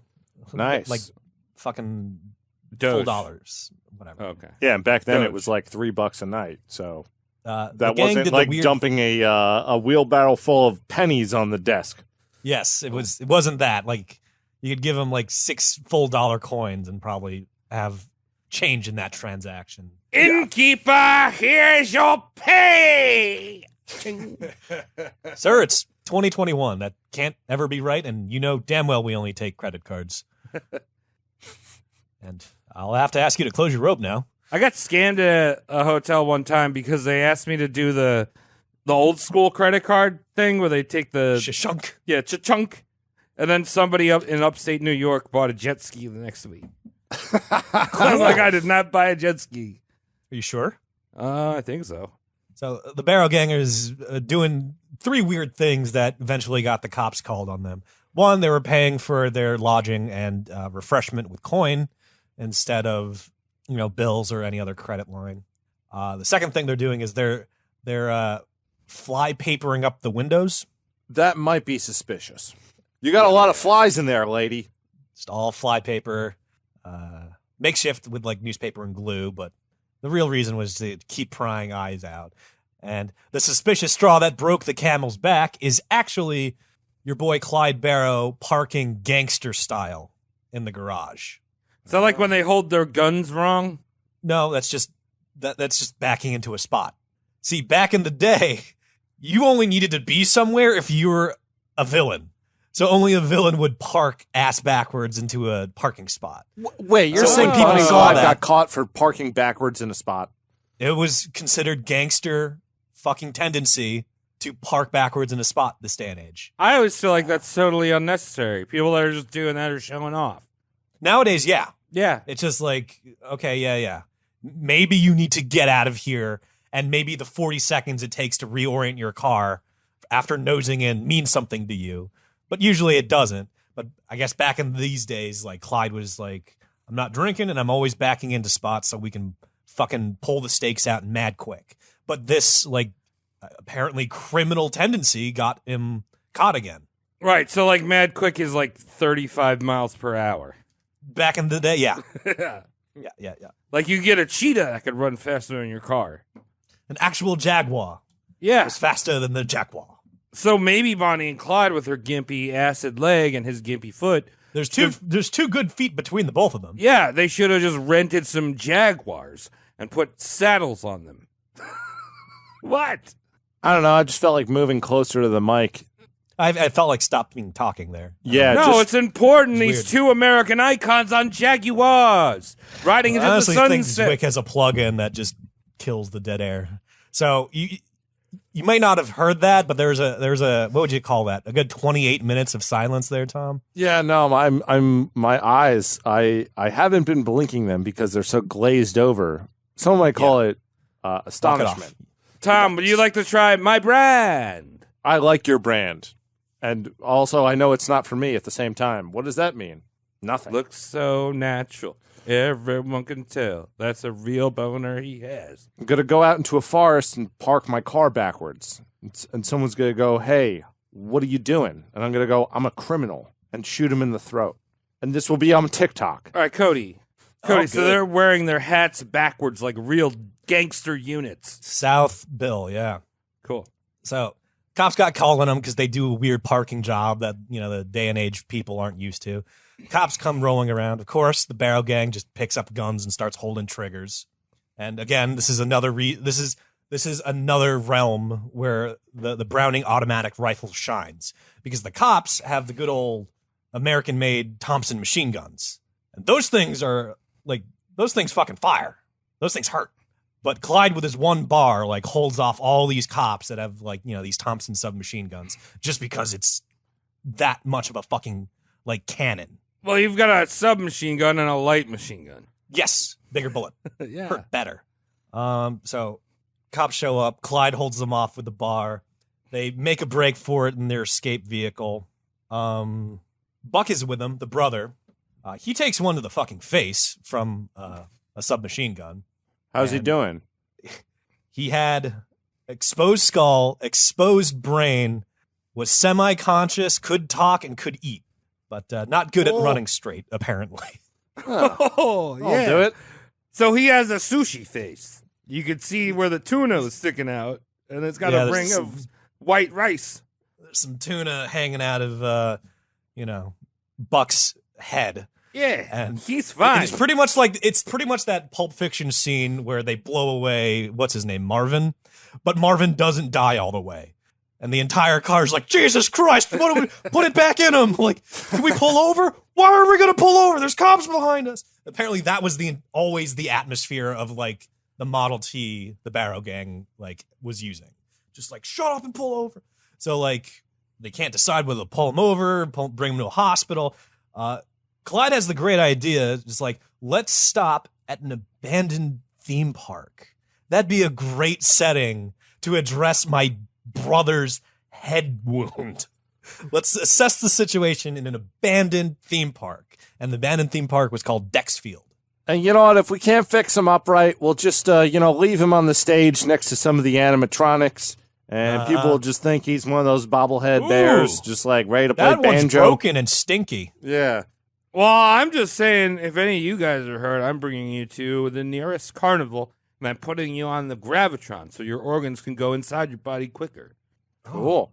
Yeah. I'm sorry. Well, I'm science, dude. There was one hilarious point I forgot to mention. The gang only gets away from this police ambush because one of Clyde's big honking bar bullets hits a police car's horn, and the police car's horn gets stuck on, and all of the rushing deputies think that's a ceasefire order from their superiors. Just because there's and they're thinking like that's a stop, right, from the head honchos. And meanwhile, like this, totally serendipitous accident is unfolding. Clyde just hauls it out of there with his brother, with a bullet in his brother's skull. And he's just like, I'm out. Bye. That was good luck. Okay, so that's how they get to Dexfield Park. So, Cody, you just set up that one episode of Cowboy Bebop with the French fat guy again. Oh, that one's scary. Le Fou? Le Fou? Le Fou. They're at this theme park. It's abandoned. It's spooky. Brains. It is. I think it's like not in the regular rotation aside from like Toonami. Like it doesn't get shown in Japan or something. Dude, it's weird. It is. But that's where we're at right now. Yes. Just imagine the fucking vibe. Like a shut down, dark amusement park. There's clowns, there's fun houses, there's Ferris wheels, and you're there just looking at your brother and he's talking to you and he's fucking eating saltines, but like more of his brain is just spilling out as he's like nodding along with the conversation. And you're just like, do I tell this guy he's dying? I like clowns. Yeah. I like turtles. So Clyde kind of started digging a grave for his brother. He's like, you're not walking out of here, and I'm sorry I gotta bury you in a theme park, but life is strange this way, kiddo. You're gonna get much better. Don't worry. Rest your eyes. As he's like fucking digging the grave, like shush now. Yeah, if that happens, I want a burial at sea in the lazy river. The piss content would turn you to soup instantly, my friend. No, it wouldn't turn me to soup. I'd turn into the mummy. I didn't bomb me. You get superpowers from the river of piss. And there you go. Okay. Travis flowing down the lazy river, a bunch of kids standing on him. They're playing Wipeout on the loudspeaker. There's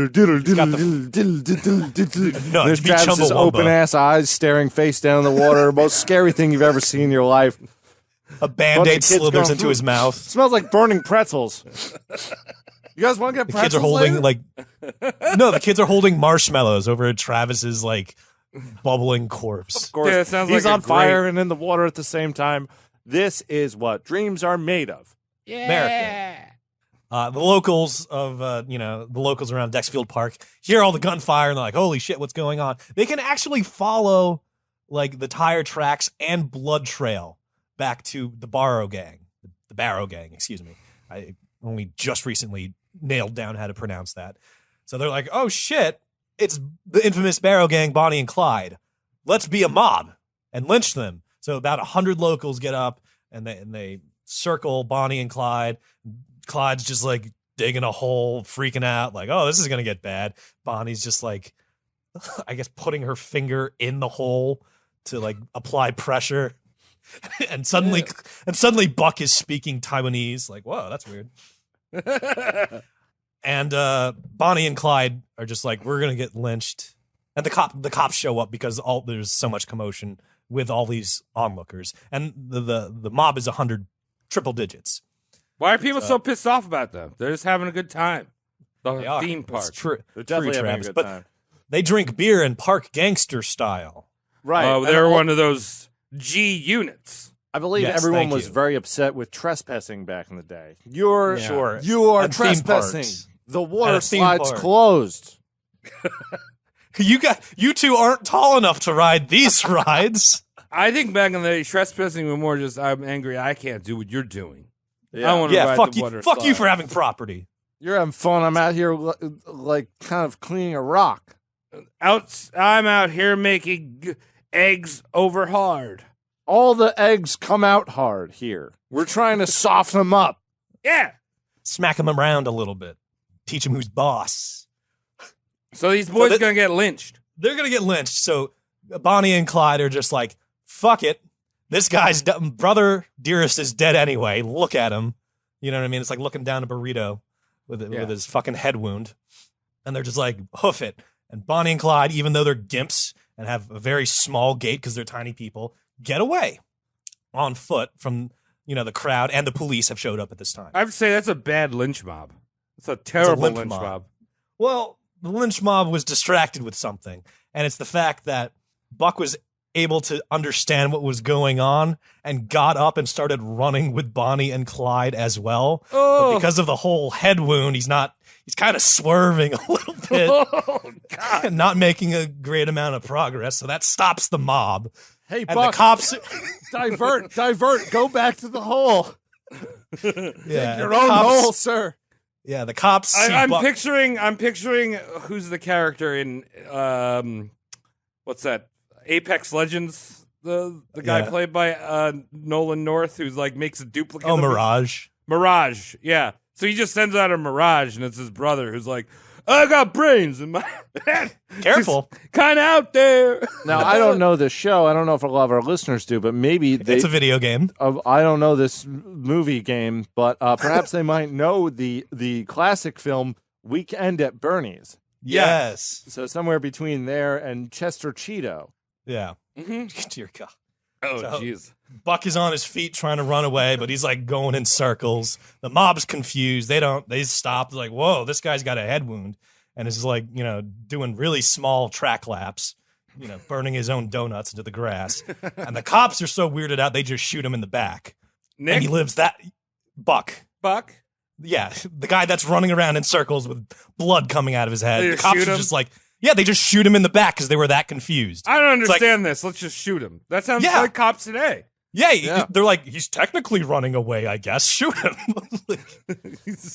He's running around in circles screaming, please don't shoot. I have a mental disorder. Please, I am not armed. Please don't hurt I'm me. mentally and of course, injured, the yeah. initial reaction is just shoot dead. Yes, this is a menace to society. He's running in circles. He might charge me at some point. He might get dislodged from his circular motion. He might and fall run out of towards orbit. me. He'll come out of orbit. So he gets shot in the back, and he's like, ow, being shot in the back and the head really sucks. So Buck is arrested. He gets his surgery, but to no avail, and dies 5 days later in a hospital surrounded by his family. Okay. But goddamn, this episode could have been about Buck.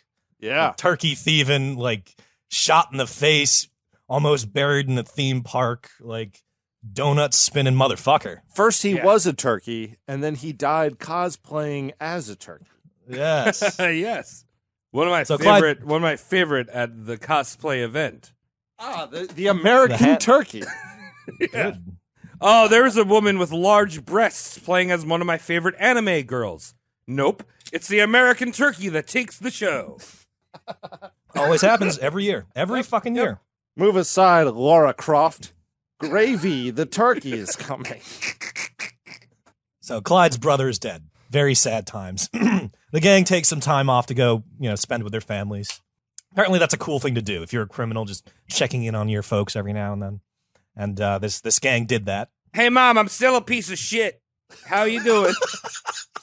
Dearest mother, I'm still a fucking pimple on the ass of society. Do you have any food stamps I can forge? Go Mom, get 'em, boy. Mom, I hear you collect those little miniatures in the tea. I need them for a robbery. I'm gonna replace the jewels with Any the little drugs, mother? with the little things in your tea. So keep in mind, Clyde is on the public enemy list, and the cops are dumb, but they know enough. Like, hey, Clyde might, hang out with his parents, so watch his parents. So Clyde had to resort to writing a letter, hiding it in some garbage, and then drive by littering in front of the gas station his dad worked at. And Papa Barrow would go to the garbage, find the empty Pepsi bottle, and then take the letter from the Pepsi bottle. And then on that piece of documentation, it would tell where to meet, how to be, what to bring. Right. So Clyde has to jump through all these fucking flaming hoops just to talk to his dad to set up a nice outing, like a brunch. Hey, Dad. Mm-hmm. Let's go get some burgers. WD Murder Boy is not as smart and not as subtle. He just tells his mom, like, hey, Ma, I'm coming over and doing laundry. Make me a sandwich or something. And surprise, surprise, I would be shocked. The cops are there waiting for him, and they just take Murder Boy in. And it's like, hey, we heard you killed a dude on Christmas. And he's like, yeah. We heard you like sandwiches. We got you a knuckle sandwich. Did you know sandwiches are illegal in this county unless you're purchasing them from a TGIF Fridays? Yeah, this county doesn't have those. Yes, it's a trick question. It's like it's like Jack Daniels being crafted in Lynchburg, Tennessee, which is dry county even to this day, I believe. Even with all of our struggles. So this dumb 17-year-old gets arrested because he's not moving smartly on the chessboard. He gets arrested. Did I mention he's a dumb 17-year-old? He immediately gives up Bonnie and Clyde, flips on them. Bonnie and Clyde finally have the ink on their arrest warrants, wanted for murder, dried. So it's just like, there you go. Murder Boy flipping was all we need. We have signed, sealed, and appropriate arrest warrants now. So, interesting thing about ink, right? Oh, Everyone always knows about the signing for autographs or doing fingerprinting. So interesting. As I dive into this lucrative business of buying antique pornography, I've noticed that there is a subgenre of collectibles where you can get an imprint of someone's nipple as an ink blot. That's pretty neat. Yeah. I think so we should do that on Patreon. You'd seal a letter with an inverse of your nipple? Yeah. Right on I'm the paper. actually down with this. I'm down with this one. That's pretty cool. Yeah, I'll take it. Okay. So whose do you have? What famous ones do you have framed on your wall? I have not received any of these artworks. Really? Not even these one? capsules in time. All right, well, you keep looking. I will. So, Murder Boy W.D. Jones is out of the gang. So, the Barrow Gang is an all-time membership low. But January 16th rolls around, and Clyde is finally like, hey, I'm going to do the thing I've been saving money and guns up to do. And everyone was like, oh, yeah, why are we doing that again? And he's like, to fuck up the East Ham Farm Prison. I got raped there, remember? And they're like, oh, yeah, we can still do that, I guess. Yeah, I mean, you could have just not Clyde mentioned it and moved along and probably survived somewhere in Canada or something. But, sorry you went on a bad date there. Could have just girl who hooked up with Bad Anziza, sorry, in jail. Yeah, could have just no. admitted that you maybe liked your prostate tickle a little bit. Come on, Who doesn't? It's Who 1932. Modern guess. times. Modern times. So Clyde's going to go fuck up the East Ham prison farm. Just so you know, Barrow Gang has a easy peasy, no questions asked, $1,000 per head bounty, dead or alive. So it's just like, you get one of them, bring them in, it's worth $1,000. Right. No question. So if Buck was still in the band, you could have raked in an easy $3,800 as some of his head was blown off. Yeah. You gotta do the right tax allowances so you don't get audited there. Like kind of missing some of his ear. We were hoping for the whole head, but here's the difference. He still spins around in circles and talks about how much he loves salami sandwiches. Salami. So Clyde gets angry, gets all his guns, and he goes to the fucking prison farm, wrecks shit up, breaks a few people out, and he's satisfied. He's like, yeah, I finally did it. Did he pinch that fucking guy that pinched his butthole? Oh, he lead pipe that guy. You remember? Oh, right. Yeah. He's dead. That guy's been Long dead time for ago. a while. Did he find his protege and pinch his butthole? No, he wouldn't do that. He hated that to himself. He No, wouldn't and do he that like to pinch someone. it with a gun, though. Tom, do you know what he's fucking talking about? No, I have no idea what you're saying. Okay. All right, we'll Never keep going. mind. Let's just I'm keep just going. saying if he went on an anal Avengers. There's $1,000 bounty on all their heads, and when you have $1,000 bounty on heads, you start getting a posse starts forming. You know what I mean? It's like, and this is the I can't. I think it's like Glinsberg posse, and it's 6 guys, and they're gonna split whatever bounty they can get. If they kill like 3 of them, they'll split fucking $3,000 between the 6 of them. $500 for like an evening's work. Not bad back in the day. So we got a posse. There's a familiar face on this white ass posse, and it's Ted Hinton. I told you to remember that name. Who remembers it? Oh, I remember. I don't know what he did, but I remember He that was did the something. mailman who Bonnie bitched to how small the world is. Oh, yes, yes. I So remember him. Bonnie and Ted both have a change of careers and meet up again. Yes, Bonnie, the world is very small for something like this to happen. Okay, I see it. So she's doing this weird thing where she's like crying to the universe, and the universe is like, I'll give you something to cry about. That guy you bitched to, I'm going to make him kill you. That's how fucked up, like, I'm going to, knot up fate for you. Yeah, and guess what? When he kills you, you're going to have acid leg. You're going to have a bone that you walk around on. I'd call you a peg leg, but it's still Yeah. your bone. So, and the head of this posse is a guy called Hamer, and Hamer's a little bit of a smart guy. He figures out, like, oh, wait, these idiots are just sticking to the state lines. So whenever they get heat, they just cross and lay low.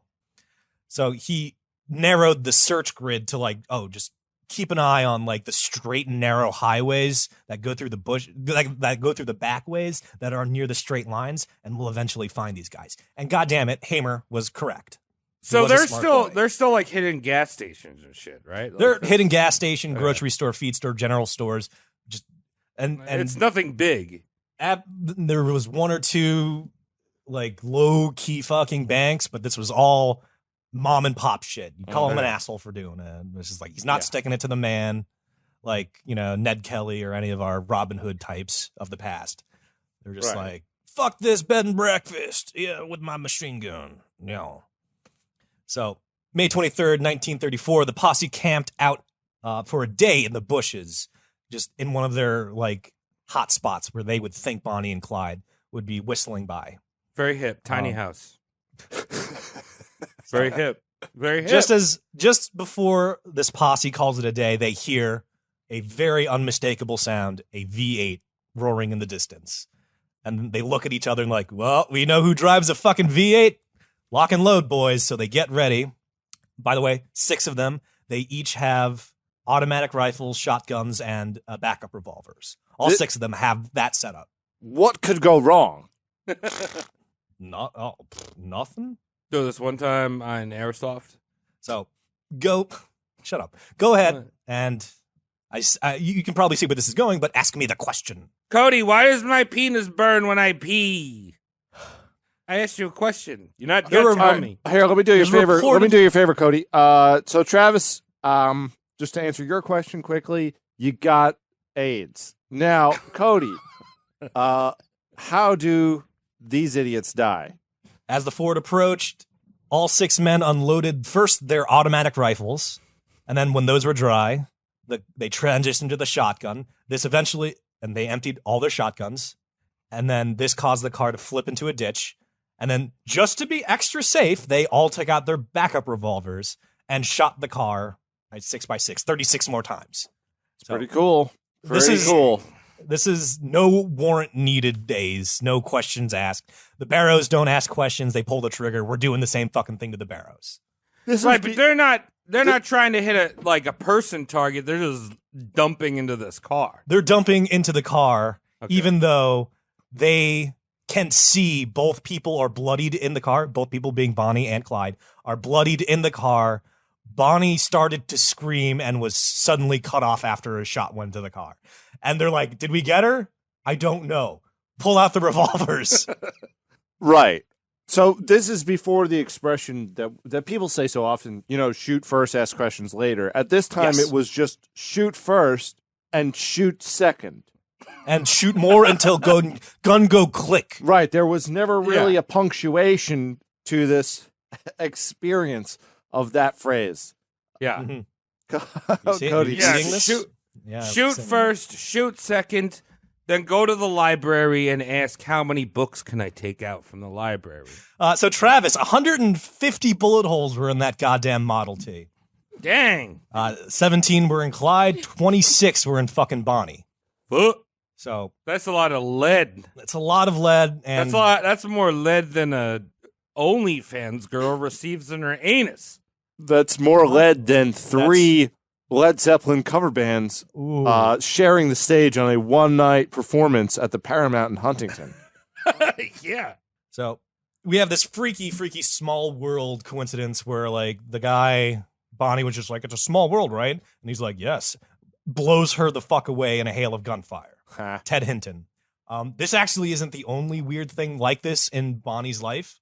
Once upon the coroner gets Bonnie's body, and the coroner himself is a man named Darby. The coroner's job is usually to get someone to fucking identify the deceased. And this coroner, Darby, is just like, I know exactly who this is. I have a personal relationship. This is Bonnie Elizabeth Parker. And the cops are just like, how do you know her? And Darby was just like, bitch carjacked me and abducted me a few years back. So, like, he's in the backseat, like, zip-tied, and he's making small chat with Bonnie. And it comes up that Darby's a mortician. And Bonnie looks at him and flips him a $5 bill and jokingly says, make me look nice when I come through. So she does a second weird, like, ooh, that's serendipitously weird that you knew your killer and you knew your mortician before you were dead. I bet that dude gave her a janky cat eye. That sounds gross. What is it? Janky. A cat eye. That's like a makeup. But it's supposed to be her line. And I bet he was like the Egyptian thing? Because he was like, you're a dumbass. Darby wasn't actually worried with her makeup because Darby actually had his hands full because Bonnie's body was so bullet-ridden it wouldn't hold embalming fluid. Oh, well, that's kind of fun. She's like I don't know, why am I imagining something with a bunch of, like a pincushion that's getting soaked, with semen. Yeah, like Sponge Robert Squareman. Right. Yeah, what he said. Have you seen the picture of that man fingering him? I don't want to watch any SpongeBob porn. What do we... No. No, you never seen that? No. We're done with that. No, we're moving along. It's a good idea. So Bonnie's got this foreshadowing. Along with that roll of film that was developed in her Joplin hideout, they also found a poem. It's a good poem. It's got some beat and rhythm to it. I'll read the last 3 stanzas. If they try to act like citizens and rent them a nice little flat, about the 3rd night, they're invited to fight by a subgun's rat-tat-tat. They don't think they're too smart or desperate. They know how the law always wins. They've been shot at before, but they do not ignore that death is the wages of sin. Someday they'll go down together. They'll bury them side by side. To few, it'll be grief. To the law, it'll be a relief. But it's death for Bonnie and Clyde. So Bonnie, pretty good poet. She's basically Tupac Shaker. She's freaking people out with, like, these... She's not seeing into the future. She's just flirting with the future.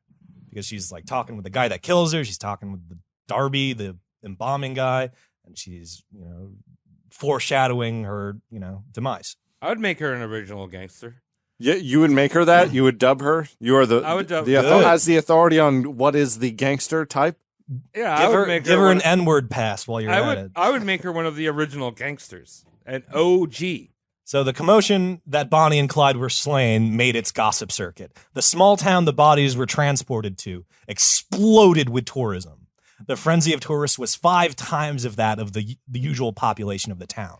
So you also did, who was the fucking guy you did? Not Al Capone. Dill? Yeah, Dillinger. Didn't that happen when he was dead too? Everyone was like, oh my God! Interesting fact, Dillinger actually sends Bonnie flowers for the funeral. Really? He's that suave motherfucker. I missed that during the Dillinger episode, but he's like, mwah. So he is around. He's not dead yet because he's able to send flowers. Anyway, 5 times the population exploded 5 times of that of its usual size. The local townsfolk complained of going hungry during this time because the economy was apeshit wacko. The grocers and the eateries, gouged their prices. So the locals were like, "What the fuck? Why is a hot dog like $8?" Local tavern, and we know that this area was pretty much exclusively running on hot dogs. When we talk about nutrients, even the cars and tractors ran on hot dogs. Individuals of a memorabilia-hungry mob swarmed Clyde's body. One gentleman was seen attempting to amputate Clyde's trigger finger, and another guy was just trying to take an ear for funsies. Ear for funsies. Yeah. Yeah, you could take my... If I die, you could take my ear. I don't give a shit. That's on the internet now, Travis. Yeah, I don't care, dude. Take it. But your mother is going to be like, why does my son's body not have ears, officer? And he's going to have to play this episode. He's going to where be like, your soundbite is just like, take my ears. Yeah, he's going to be like, guess what? He made someone happy. Oh, guess what? He made someone happy. And you know who the officer's going to be? Ice-T. That's cool. Yeah, And CISNCSU. What's the numbers that they use? I think he exclusively deals with rape victims. Well, who knows how I'm going, Tom? I know where you're going. I have an idea. St. Peter is just like, look at this wild card. Wow. I'm just going to throw him up in the air, see where he lands. I just want Ice-T to be like, damn, this man died. And now people are trying to get his ear. That's fucked up. I haven't actually watched a single episode with Ice-T, but I can imagine he always walks into the room and sees something gruesome and goes, damn, that's cold. No, actually what he does is he walks into the room already talking about something like ghastly, horrible to do to another human being, and then he gets interrupted. So you're always just like, what the fuck was Ice-T just talking about? Is that right? Like, she like somebody froze a turd into a murder icicle and stabbed somebody, and then that's usually what's going on with Ice-T's character. He walks into a room, and just when we thought we found the last pine cone in that asshole, we found what's up? Yes, that's exactly what Ice-T's character does. This man doesn't have any ears. That's normal. Ha! Can I get my coffee? That's always his character. It's either a horrible murder or some new fucked up like drug the kids are doing. I love I love his Twitter. Go on. It's fun. It's a national treasure. He's a boomer who doesn't need to get it. No. He doesn't need to impress anyone. No. Okay, let's continue. Let's wrap this episode up. It's getting late. Everyone wants to go home, including the people who are home listening to this. Yeah. So it's the Conger Furniture Store and Funeral Parlor. What? The Conger Funeral Parlor and Furniture Store. It just happened that the best embalming fluid also preserved your leather couch the best back in the day. So those two businesses were set up next to each other or in the same establishment. I could build you a coffin or I could build you an ottoman. What do you want? I mean, coffins are just pieces of furniture that go in the ground. Yeah. Subterranean furniture. Yeah, I mean, you're dealing with the same kind of square footage. You could put a couch or a coffin there. I think that's what my showroom offers. I think that's Casper's next business venture, the Casper coffin. Dude, it comes in that you just roll it out. Yeah, exactly. The airtight vac seal, you just crack it open. Spray a little water on it. It's made of plaster Paris. It'll harden up. Biodegradable. Yeah. We don't care about you or your dead loved ones, but we're cheap as fuck, and so you like us. So this furniture store has to call Papa Barrow and just be like, sir, I have some bad news. I need you to come down to the furniture store. And Papa Barrow's like, what the fuck? Okay, I'll go to the furniture store. And his son's just there, pumped full of lead, 17 bullet holes, dead. And he's just like, oh, no. He's like, that's my son. Where's the meatballs? Not that type of furniture store. I don't know. The Swedes are very good at bearing their issues. With meatballs. So he walks in, he has to identify his son, and Papa Barrow spends the rest of the day crying in display rocking chairs in the furniture section. Which he just tests them out. Yeah, it's so sad, but also like small town hilarious. It's just like, well, the funeral parlor is also the IKEA. Better make the best of this. Just starts testing, like weeping softly in the display rocking chair. Oh, Papa Barrel, can I offer you a 5-cent hot dog in condolence? It's a 10% off coupon. Yeah, here you go. Do you think that that's the idea behind Cracker Barrels? Why they have all those rocking chairs out there? Because you're going to die soon? The idea... Cry about it before So you the eat. idea of Cracker Barrels is rocking chairs. This is the idea they present to you. In front of you is the rocking chair. In front of you is the pancakes, the white gravy, the things of this nature. Oh, baby. The idea behind Cracker Barrel is diarrhea. Kidney stones, too. Yes. Yeah. They have my DNA in that place. They have a lot of they people's do. DNA in there. That's the first CRISPR facility. Yep. Ew. The inside of a Cracker Barrel. We need as much insides of people as possible. You know what? That's actually an airtight cover. Like, where do you think a secret gene editing lab is? Cracker In Barrel. a fucking Cracker Barrel? No. Listen, everyone who goes to a Cracker Barrel is going to donate some liquid mass, okay? Yeah, Yeah. if you're real lucky, he's going to be hiding the dumpster with Darlene. You know what I'm saying? That I would not consider that lucky at all. That's very lucky. I think that is par for the course, but lucky How is is Darlene? All right, lucky from person to person varies. I'll give you that. I'm just saying there's more than just white gravy in your souffle, my friend, buddy. All right. So Bubba just a few. Gene! So just a Cody, few kill me! hundred. Kill it! So just a few hundred. I'm fucking trying, and you keep cutting me off. I'm just talking about my gravy and white You're just like casserole. screaming, like, put me on my misery, while you're just like swatting the pistol in my hand. Like you're like fingering the barrel, like, kill me already, fucker. I'm just like, if you would let me, sir, I would be delighted. Okay, I'll shut up. Stop French kissing my muzzle. A few hundred people attended Clyde's funeral. 20,000 people attended Bonnie's. She's what? Twitch streaming, right? Right. Is that 18,000 simps? Yep. Yeah. 1930 Simps right there. 18,000 simps, 1,500 lesbians, and 500 good friends. Really, really good friends. Perhaps friends with benefits, which is what you call lesbian after you hook up to them. Hook up to them like some kind of matrix. I was going to say suckerfish. Yes. The lamprey. I heard like Bonnie's selling her like chaw spit. How much you want to buy? Oh, it for? yeah, good. Yeah, by the way, Vito said he would come on the show, but we missed correspondence, so we'll get him on sometime. And that's cool. We'll ask him about vaping, Bell That's Delphine, amazing. bathwater. We can bring people back. Oh, that Vito. I'm sorry. Yes, not Don Vito. Okay, yeah, I was confused. I was real excited and worried for a second there. Yeah, no, please. Vito, take care of yourself. So, as I said, your boy John Dillinger sends his condolences via flower bouquet. Also, pretty boy Clyde, a gangster we have not done yet, does similar, sends his condolences via bouquet. Pretty boy Clyde? Are Pretty we talking boy about Clyde. I will. Okay.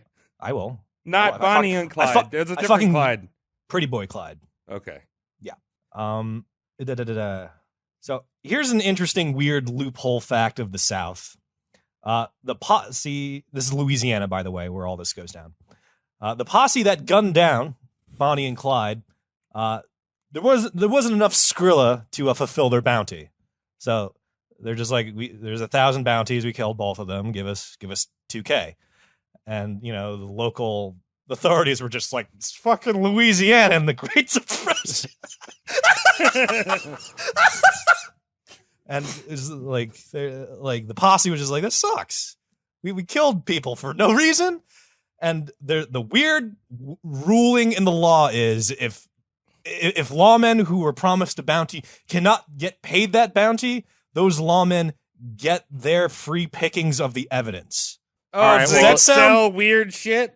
Yeah, they are allowed to go into the car they shot up and take whatever they want from the car because they can't be compensated. So like this is like a mercy law that like Louisiana has. Like, oh, we can't pay you.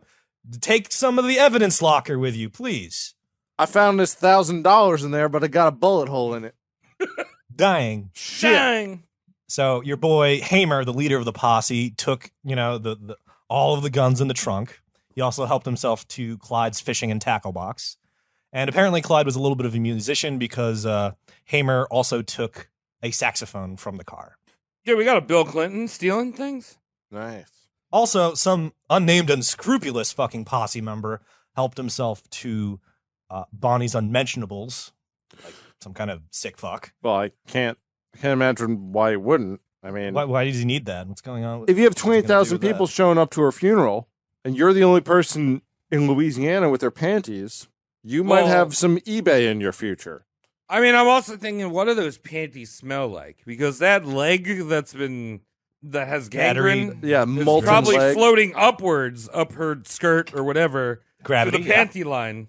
Yep. And smelling terrible because that's just rotting leg. Also, this is like 1930s underwears for ladies, which like kind of resemble like champion basketball basketball shorts from the 90s. Yeah, dude. Like they're not really that sexy. They're like no. You can fuck in them, but it's not sexy looking. You could fuck in basketball shorts, but you also look like an idiot that's 12. Yeah, I'd probably just go for the money. I would ask them for the money. Can you pay me? They said no already. Yeah, but just ask them again. They're from Louisiana. Yeah, but wouldn't the trophy would be the money that's in the car? Yeah, tell them you're about to get one of those Southern Democrat lawyers and that you got to set up like a payment system. Also, Louisiana is probably worth about $5,000 at this point. Yeah. The entire... True. Yeah. Still is. Yeah. Louisiana Purchase. Mm-hmm. That's $20. So that's some percentage. There you go. There you have him. Clyde Chestnut Barrow. He's a dumbass that got his foot and sphincter wrecked in prison. He swore revenge against the prison, not the not the man. He killed innocents and police to make it happen. Clyde and the Barrow gang killed over a dozen people, robbing small businesses in the process while swerving across state lines in trusty American-made, albeit stolen, muscle cars and machine guns. This is Tom, great. What do you feel about these two women? Well, men? Wow, Bonnie was... he really hasn't been paying attention at all. I've been paying attention. Women, men. I consider everyone men. I'm equal opportunities. I think that I believe there's been a few movies made on this. Of course. Right. I'll have to watch the movie before I have an opinion. That's very smart. Yeah, because I am a real American. I fight for the right of every man. No, in all seriousness, it's a fun story. Cody, you bring up a good point here about how he's very obsessed with, making sure that the school system that he got handed to, with his butt, that he swore vengeance on them, even though he killed the very man who was raping him. But he was like, some people watched him rape me. I'm going to kill those guys too. Well, maybe. And then I'm going to kill those bosses. Oh, yeah. I remember the trivia I wanted to share, by the way. I didn't know anything about that. I think it's interesting. Interesting character. Yes. I remembered some of the trivia. Remember that poem Bonnie wrote? He's like, it's death for Bonnie and Clyde. We'll be buried together. Yeah. No. Like hell, Bonnie's mother would let her own daughter be eternally laid to rest next to a criminal. So she was just like, no, I'm not going to encourage this. Daughter, buried alone. Thank you. Because she's, she has nothing to do with this criminal, really. So that's kind of like Sid Vicious and Nancy Spriggan, right? Or whatever her name is. Yeah, two terrible people that for some reason their family still justified how nice they were. So, yeah. There you go. So, Clyde's family was told by the Barrows were told by the Parkers, fuck off, we're not burying our daughter next to your son. So the Barrows took Clyde and just buried him next to his turkey thieving brother, Buck. So that's a hell of a cock block. That's an eternal cock block. He's just like, oh, I get to be buried next to my fucking teenage girlfriend for all eternity. This is going to be great. It's like, oh, wait, it's a bunk brother. It's a bunk bed with my brother. Fuck. Right, they actually they put them in the same grave. They exhumed. Yeah, they're Buck, next to each other. No, let's just pretend they exhumed him, and then they dug further, and they dropped them on top of each other. Mm-hmm. That was the first bunk bed. Yeah, the first bunk bed. And the guy lowering the second coffin is like, Jenga. Yeah, right? I don't know. Personally, I think that Bonnie was the first e-girl. She's straight up making sense. Look at her posing. She's posing with guns and criminals. This is what influencers do. Yeah. And I think that Clyde is just a little fucking simp boy. He's dumb. He's an idiot. Really stupid. Steals Ruins turkeys. legs. Ruins legs. Yeah, he's just really dumb. Like you ever see? I feel like when you're growing up, right? There's always that girl that's like, ooh, like she's pretty hot, but she hangs out with really dumb people. Oh yeah, dude. Right? Like really dumb, like edgy, dumb people. Like that's you can tell, what this is. You can tell the edginess isn't even real. No. I mean, it's like, oh, really? He wears leather and he's a Buddhist. Okay. Yeah. Okay. Okay, Theo. Dude, look, he shops at Spence's, not Hot Topic. Right. He's sophisticated. Well, all right. So to wrap this up, Cody, thank you for bringing this in. I didn't really know shit. Yeah, as I said before, I don't know anything about Benny and Clyde. I thought these guys were bank robbers. They didn't do that. Me really. too. I thought that they were maybe a little cool. It turns out that I was wrong. That's my final thought. Oh wait, did I didn't fucking give the ages. They died at 25 and 24. Oh, really? They beat the 27-year-old club. Have you ever met a 24-year-old? Dumb.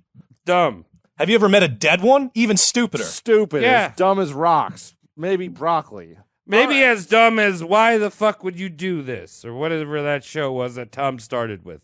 What? Just people in their early 20s talking about what the fuck is wrong with this? Oh yeah, that terrible show. The fuck is I up? won't plug them again because if you haven't already done it, I'm not getting there. But look, Cody, thanks for doing the research. Travis, thanks for being yourself as you do. My pee-pee is out. I think it's best to wrap this up with a good old thank you to our listeners. Thank you as we grind through these troubling evenings with these troubling stories about two people who are somewhat troubled. My name is Cody and that's Travis. Shut up. You know our names. Yeah, and go to patreon.com/roastmortemcast. Give us some money. We're going to do something cool with it, I guess. I don't know. We still haven't figured out what we're doing with it, but I think it really helps our morale at this point. Let's make Mike just like eat $20. I'm just going to end this show with a song that I think encapsulates the angst of... You got something lined up? Encapsulates the angst of this episode with these 20-something. Okay, take us out, Jailbird. Like this. It's something unpredictable. In the end, it's right. I hope you ate my chicken and rice. Na, na, na, wow. That's good. Swick. End it there.